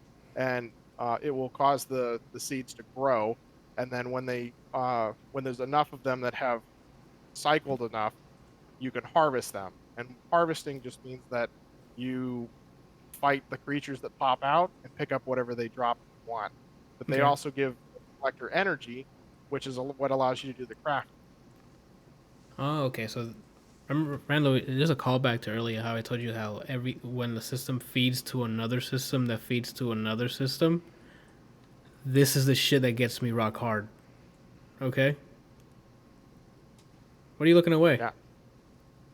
I Look really at like it. Path of Exile because it's fairly complicated, which is fun in itself because I've just been playing it long enough that I understand most of I understand all the basics, and Brian just went, oh. I saw it. I understand all the basics and some of the more advanced stuff, but there's still so much for me to learn that it's Mhm. really cool to see how people are basically abusing certain things in leagues, and then it comes out and you're like, fuck, I could have done that. My character would have been a god. So what kind of do they have a poll or something? At the end of this league, do they just poll the community to see if it should stay, or do they gauge playtime, or do they gauge how fast people are going through it? Or do I you think know? it's mostly feedback. Okay. There's a lot of complaints, or I don't know. So one of the leagues, the Bestiary League, it was a really cool concept. It was very, very shittily implemented. Executed. Okay. The execution was god awful. Okay. Okay. Better than Fallout 76's, but so basically the Bestiary League was you would have to collect nets, and then you'd go around and kill these special creatures, and then you could capture them if when they got low enough in health that the net would. It was kind of like Pokemon, basically playing Pokemon in the Okay. game. So you could capture these creatures, and then you could use the creatures to craft items or do certain things, or open up special portals to different worlds to go fight other bosses and a bunch of other stuff. But there were a ton of stipulations where it was the lower the creature's health, the easier it was to capture.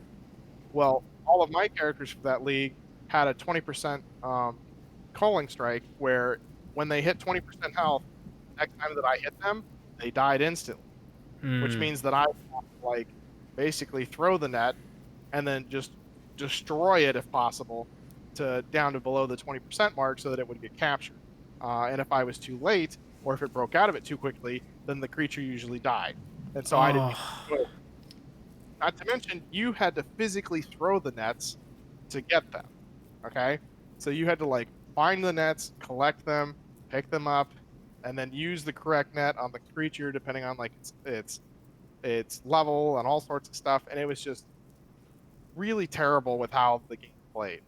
Well, the next league, they were so we rebranded how this works. Now you have the master who is in charge of the league. His name is Einhar, and he is one of the greatest characters ever created in anything. Okay.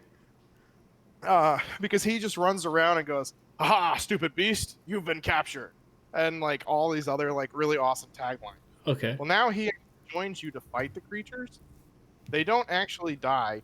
You just, when you get them down low enough, he'll just pop out, throw a net for you, and capture the creature, which is way better. Okay. So you don't have to worry about managing the nets or anything. Right. Or accidentally killing the creature and ruining your life. Right. Okay. So So do you hope this gets put into the standard play, or right now you're still kind of experimenting with it, see if it fits? Still kind of experimenting with it. Like I think it's kind of bloated in terms of like the crafting that you can do. I Hmm. think it's going to really turn a lot of people on to crafting, and I think that's really awesome. But crafting in general is just really expensive in like standard gameplay, and so only certain people who like know how to abuse the system or get really lucky with crafting to sell the items to get more materials to craft usually end up getting to do the craft. Oh, okay, that's cool. Well, when is the next not league, the expansion coming out, or is it just gonna be Path of Exile 2 now? So Path of Exile 2, which is Path of Exile 4.0, Yeah. because it's all part of the same game. Yes. They're releasing two games inside of the game, so you can either play two or you can play the original. Path of Exile 2, I think, drops at the end of this year. Okay. That's what the hope is. And that is, they've released the engine for what they're using for the engine that they're using for Path of Exile 2, so that you can use it in the original game, and it's in like a beta state right now, Hmm. but it's already 1,000 times better. Oh, that's Like good. it, they made it so that you don't have like these huge spikes in uh In latency or something, or or frame rate spikes. So oh, you would okay. like there's like this thing. It's called a monolith, and it's part of the Legion encounter. And what happens is you click it, and then a whole bunch of units spawn, right? And when you spawn like several hundred units at once in a small area, that takes up a lot of visual power, and you literally would like click it sometimes, and then you would just go, Oof, and then you'd finally go back and start to do stuff. because everything Now needs you to be click allocated. Yeah. it,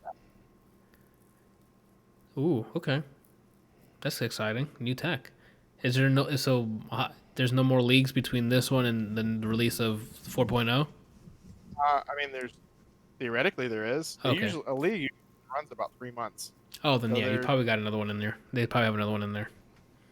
so unless they're just going to use the rest of this league for the rest of the year to kind of beta test stuff, with updates and things, you know, which so back to our like gaming story where you have shit companies that release shit content. All right, This company, so we're done with Path like, of Exile, right? So I can just knock no, this now. Okay. like they're called Grinding Gear Games, and every 3 months they're coming out with new content for their game.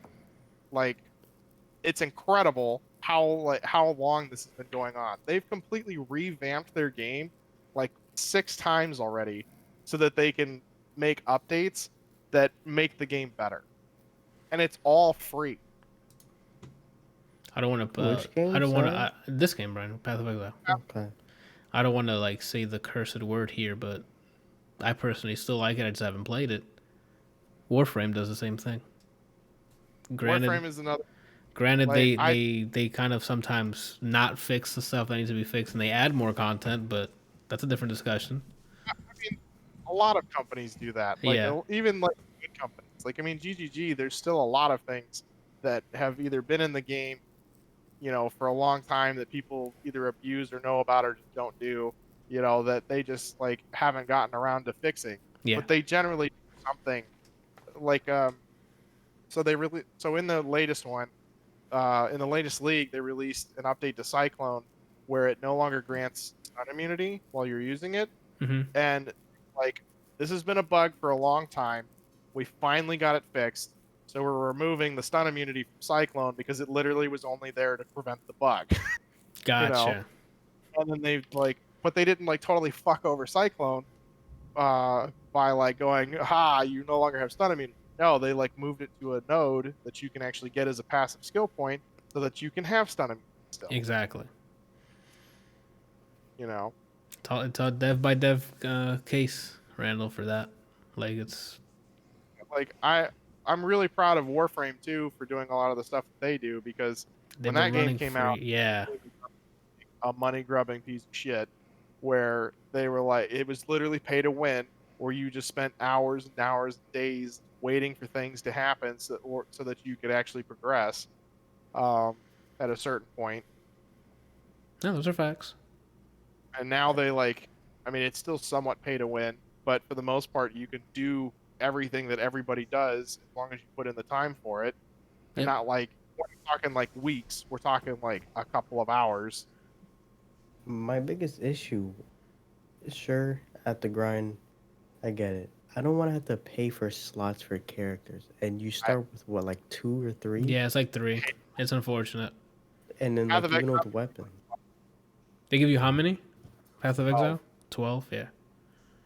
That's a lot, especially for a free-to-play to start. All right. Well, I guess we're done with Path of Exile. Until next season. League. I was going to say season. Jesus. You can call it season. I mean, that's kind of what it is. They just call it leagues. I wish Diablo 3 did the same thing. I wish Diablo 3 was actually decent. All right. Oh, speaking of Blizzard, so when that god awful fiasco where they were like, "Don't you guys have phones?" Oof. So during that, GGG saw a 50% spike in total player base. Yeah, Okay? because they said if they're going to treat their fucking audience like children like that, yeah, they're going to be like, oh, fuck you, and they're going to go to someone else. So for the league, like the league had literally just started or was about to start, and then that shit happened, and they saw such a huge increase in player base. They had to upgrade every single one of their networking systems so that they could Support the they load. could actually allow people to play the game. Yeah. That's good. That's exactly what should happen. That goes back to the voting with your wallet. Like that kind of fucking shit can stop if we just stop letting them get away with it. Oh, the guy who like I don't know if he runs the studio. I don't really know what his actual title is, but his name is Chris, and he's part of like I think the owners of the studio. He does interviews with some of the big streamers like Zizarin, Ziggy D, Quinn, Mathel, like the people that like That really played have a lot Diablo of and stuff, and like they used to play Diablo 3 a lot. Like Asmodee No. and Quinn. Quinn 60. Is it 96? Quinn 69 or whatever it is. He used to play Diablo 3. Really? Yeah. Yeah, I used to he watch main, him. like Monk. Yeah. Like Monk or something. but That means he probably swapped over to Path of Exile permanently then, if you don't remember him playing Diablo. I've only known him ever to play Path of Exile? Path of Exile. Oh, dang. Okay, so yeah, he definitely switched. I haven't seen him in like probably years, but when I watched him, he was playing Diablo 3. Yeah, so I mean, they all do interviews with him, with Chris and some of the like upper devs that Mhm. talk about like upcoming changes and what they like to or what they want to see or what they liked about the last league and whatever. Like they listen. They actually like talk to the community and go, "Hey, what did you think about this?" Okay, we're gonna take that into serious consideration. I mean, that's what happened with the Bestiary League. Like everybody was like, "Bro, this idea solid. This execution garbage. Yep. Please fix it." That And that's what they ended up doing was they listen to the community, they do tweaks and all sorts of stuff. They based on community feedback, they have like a great bug system that you can report things to. They do constant bans of cheaters and hackers and botters and all sorts of stuff. It just they actually like care about their community. care. Yes, that's what I was waiting for. They like the reason they have so many good people, especially even with like when Blizzard was like, "Yeah, do you guys not have like what's wrong here?" They went over to this game because everybody was like, "You should come play Path of Exile. It's everything that Diablo 3 was supposed to be. It's way better. They treat their community like you're Human supposed beings, to. yeah. Constantly make updates. They don't just go, we're making money. Go fuck yourself." Mm-hmm. The bottom line is what matters here, not if you guys love this. Not to mention everything that they do release is free. They make all of their money off of microtransactions for Which is aesthetic stuff. yeah, it's literally just all aesthetic. And they give you free shit for every league. Like you play the game, and if you complete challenges and things, you get free things. Like the first two, there's usually like 40 challenges, and then 36 of them, I think you can get all 3 items.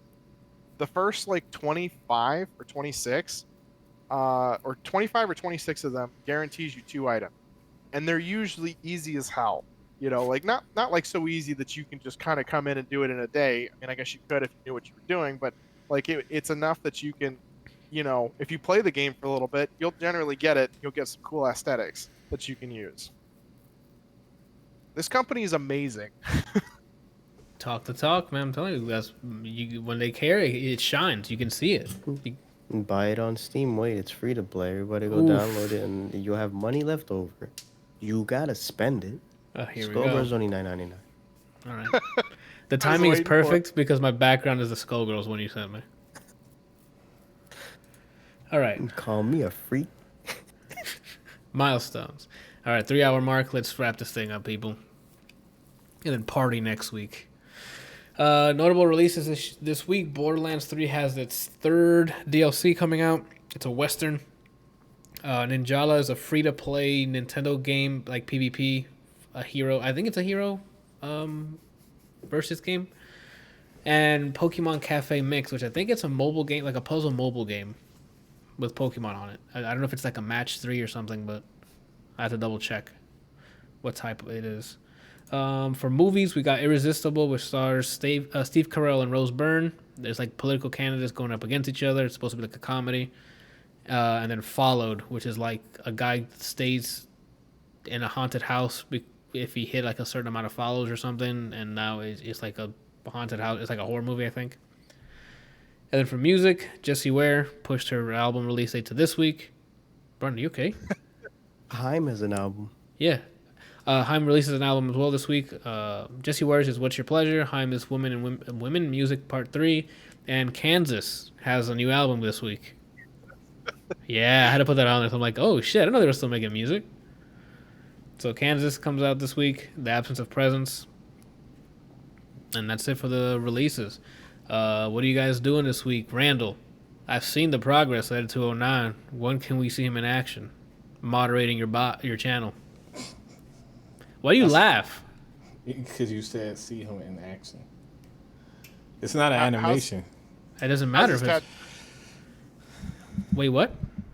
How's the tattoo of RoboCop on him? Oh, I thought you meant like the tattoo on Randal. Like he was getting a tattoo. I'm like, he never... When did you just don't say this? I'm not getting no tattoo, man. I still have to color him in and stuff. Oh, okay. Well, you gonna stream this week or no? I mean, you got Tekken running on. I actually thought about doing a quick stream for my art page for me coloring in it, like maybe like his leg. Do that. Kelsey's literally been waiting for you to do streaming art since he joined this podcast 90-something episodes ago. I think I joined it like 12 or 15. 80 episodes ago. That's 80 weeks ago, Randal. I don't actually remember. I'd have to go look. Like, people would have wanted to see that. That's about it? You're going to finish up Ed 209? Oh, and start on Platinum 3. Oh, I thought it was 2. Well, when you decide the number, I thought Randal, it was 3. No, it was 2. I think it was 3. Yeah. Okay. Because I remember Kelsey saying what happened to the first 2. Okay. I'm crazy then. You know what I'm saying? Whatever, dude. You know what? Well, it's no telling how far back that was because it would be on one of your docs. Yeah, I guess it would. Can't you do a search? I think so. Can you do a search across? Can you do a search across multiple? You just go to the folder and then search. I think it should go through the documents. This is hypotheticals. Style of how we did things. Like before, we just added a whole bunch of shit to a doc. And that too, yeah. It depends. All right then. See if you can start that stuff. Kelsey, what you doing this week? You gonna stream some Path of Exile? I don't know if I'm gonna stream it, but I'm definitely gonna play it. How about some Doom? Did you get some time into Doom? No, to do the run. So I've been That's true. That's true. No, that makes sense. That makes sense. But I mean, I do plan on going back to Doom, just because like I don't know. I've really been considering, doing the run. Yeah, doing the run or doing speed runs for like Dark Souls. And then I really need to start working on my car. I know I say this like every week, but I really need to start working on my car. Put up. Use that GoPro. If it's like an older one, you can have it like HDMI out and just place that wherever you need to place it, and Yeah. then have like a cable come out into like a laptop or something, Yeah. or use the just need- laptop camera, whichever one. He's Huh? used it before. What? You've used it Said before, you've used it before. Yeah, he's streamed his car thing. but I thought he just had a laptop out there. I think I he don't didn't. think I use the GoPro for that. Well, I'm just saying, like you've recorded via video your car work before. Yeah. So I've thought about like if I get out there and work on it. I've thought about like setting my laptop up out there and just setting up my garage because like I need to build my workbench and things, and I thought about just like setting the laptop up out there and just building my garage. That'll work too. You put But some just music. hard Oh, to I was gonna say wanna put get- some music on, and I'm like, nope, don't do that. Make sure to just tie your shirt while you're working on your car. Yes, Should what? tie your Tie your shirt. shirt. Just no nips. Just make sure it's tied though. Do the whole like going up through the Yep. up thing, Yes, sir. just wearing the bra shirt. Don't do that. Don't do that. He wants to focus on your car, not the massive erection you caused him. Okay. I mean, I have an OnlyFans, Randall. So if you He knows about it. I'm sorry to hear about that, man. So what's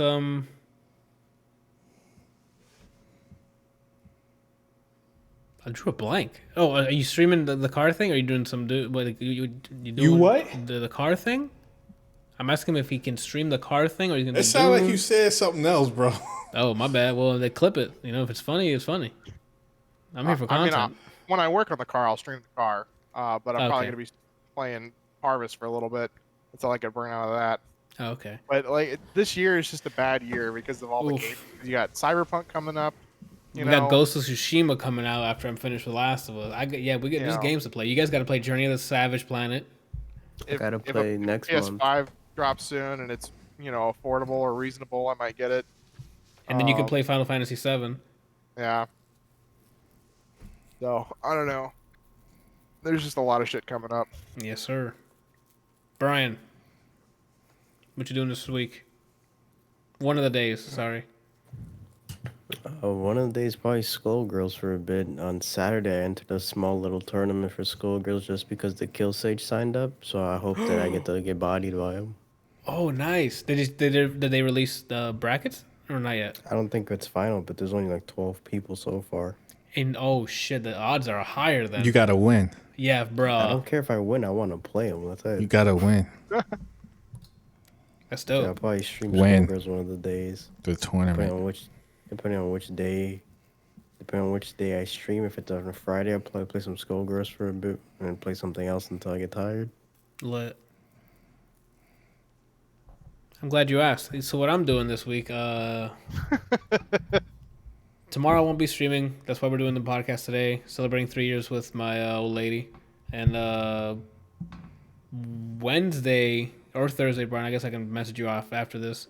We got to finish our placements in Rainbow Six Siege. We already have 5 in the can. We just need to finish 5 more and see us get platinum. All right? Just for the sake of it. And then the next day, I'm probably going to stream more Last of Us. So most likely Thursday will be a Last of Us stream. So I guess I'll stream Siege and Skullgirls and I'll just watch on Thursday. Okay. Well, I mean, the Siege thing is probably going to take the whole day. Like, on Wednesday, that's going to be like, unless we start early. Because remember, 5 took up like 3 hours. I don't understand the issue. Are you going to keep streaming after that? You usually go to bed. What? You streaming tomorrow as well? No. What are you saying to me? Is I think where the Are disconnect you is. streaming? Okay. Are you streaming Skullgirls Tuesday and then Siege on Wednesday? You say you're doing both Wednesday. No, I was gonna stream 2 times, and I think probably Skullgirls on Friday, most likely. And then I said I'll also stream I probably stream on Wednesday Siege, and Thursday I'll watch you Last of Us. Oh, then that was just me. Then I thought you said both on one day, and I'm like, how? Anyway, Uh, so that's the plan. I don't think there's going to be a weekend stream of Last of Us. Let me look at my. Yeah, there won't be. So it'll be Thursday and then Monday for The Last of Us. I should be done by then. The heck is happening this weekend? Nothing. Jenna's off this weekend. Oh snap! I just feel like saying that. Anywho, that's it. Currently, The Last of Us are going up every Monday. I'm starting to do the weekly releases. Oh, Javi, yes, I need to get with you guys on the Demon Slayer stuff. I think I'm just gonna do a private YouTube live stream of me watching it, so you guys can watch along.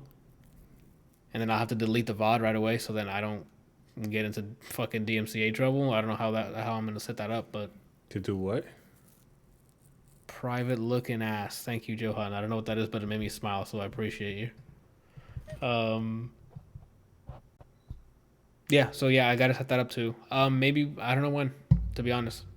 That's what I forgot to add on here. Fuck, next week during our drunk stream, Brooklyn Nine-Nine is fucking awesome, dude. Yes. Like from the first episode, I'm like, I'm in. There's something about like you said, the chemistry with everyone.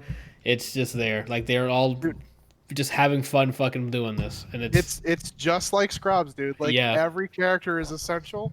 Even it's not a lie, dude. Like the character cohesion is just absolutely phenomenal. Okay, like every character. If one of the characters was missing, I think the only characters that if they were missing wouldn't necessarily be a huge deal are probably Hitchcock and Scully. But Yep. even they have like they have their funny moments moment. where Yeah. dude, wait till you get further in. Like they're my favorite characters out of that show because they are hilarious. They Like get through paid- the couple episodes I've seen, there's one where he's like, "All right, now try it," and he puts a thumbtack in his foot, and he's like, "Nah, I don't feel it." He's like, Yeah. "I wish I had fucking." Well, I forgot what it was. Like something you don't want to have, like on your foot, and he's like, "I wish I had that." Gangrene? No, it's like No, oh, it's like sciatica or something. Frostbite. I don't know what it was. It's just fun. The back and forth are funny. Adam's like it's great. The captain is oh my god, dude. That guy, he's the Allstate guy, or Allsafe. Allstate. He Offset. Bryant, he is your spirit animal. As in, really is. it's serious face to every. The funniest shit can be happening. He's just nothing.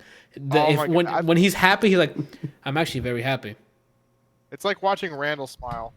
It's just funny. It's one of those when I sat down, I'm like, I'm gonna watch an episode. I watched 6 episodes that night. I'm like- my favorite in the first season is how that nobody can read him, and Yes. so everybody tries everything that they can to like learn to read him, and so they're like Rosa comes in, or I think it's Rosa. Rosa comes in as like, you having a bad day? I went to Barbados with my husband. I've seen that one. We had a croissant as the sunset. I've never been more ecstatic in my life. And it's just that straight face, just He and is you're like, glorious. what? It's really cool, man. I like it a lot so far. Yeah, I can't wait. So there's like several episodes that I want to mention something, but I can't because I want you to be like, oh my god. Okay, I saw the bet one already where he lost the bet, the Mustang one, where they had to get a certain like by the end of the year. I thought that was a Uh-huh. pretty cool one. Wait, who lost? When Santiago lost. Okay, because you said he lost. Did I say was he? like, Oh, I'm sorry. Yeah. I meant Santiago. Yeah, when Santiago lost. yes. Last name Santiago. I was like, isn't that a boy's name? That's her last name. Rosa's my favorite. Yo, Rosa is really funny though. Like seriously, everything about that show is just glorious. Like Terry the only thing that Crews, offends bro. me is, Like do what? Terry Crews is so good in it too. Oh yeah. So apparently, what they do is they give the cast like free time to make up their own to like improvise. So they have like lines written, and they do a take with the lines written, and then they're like, okay, we're gonna do a couple more takes. You guys do whatever the fuck you want, and people will just come up with all sorts of stuff, and so most of the show is actually improvised, based it. on the written material. There's one opening there's already three at fuck. I'm already reviewing it. It's only it's 3 hours and 20 minutes. Real quick, it's like an opener before the actual like intro starts, and they're asking, what's his name? I forget the two old guys' name. Questions about Hitchcock and Scully. I think it's Scully they're asking, but they don't know if they're talking about his. It's the bald one or the really big one. The really big one. That's Scully. They ask him about like some questions if it's the dog or his wife. By the end of that conversation, no one knows if he's talking about his dog or his wife, and it's fucking hilarious. So what do you like to do at the park with Patty?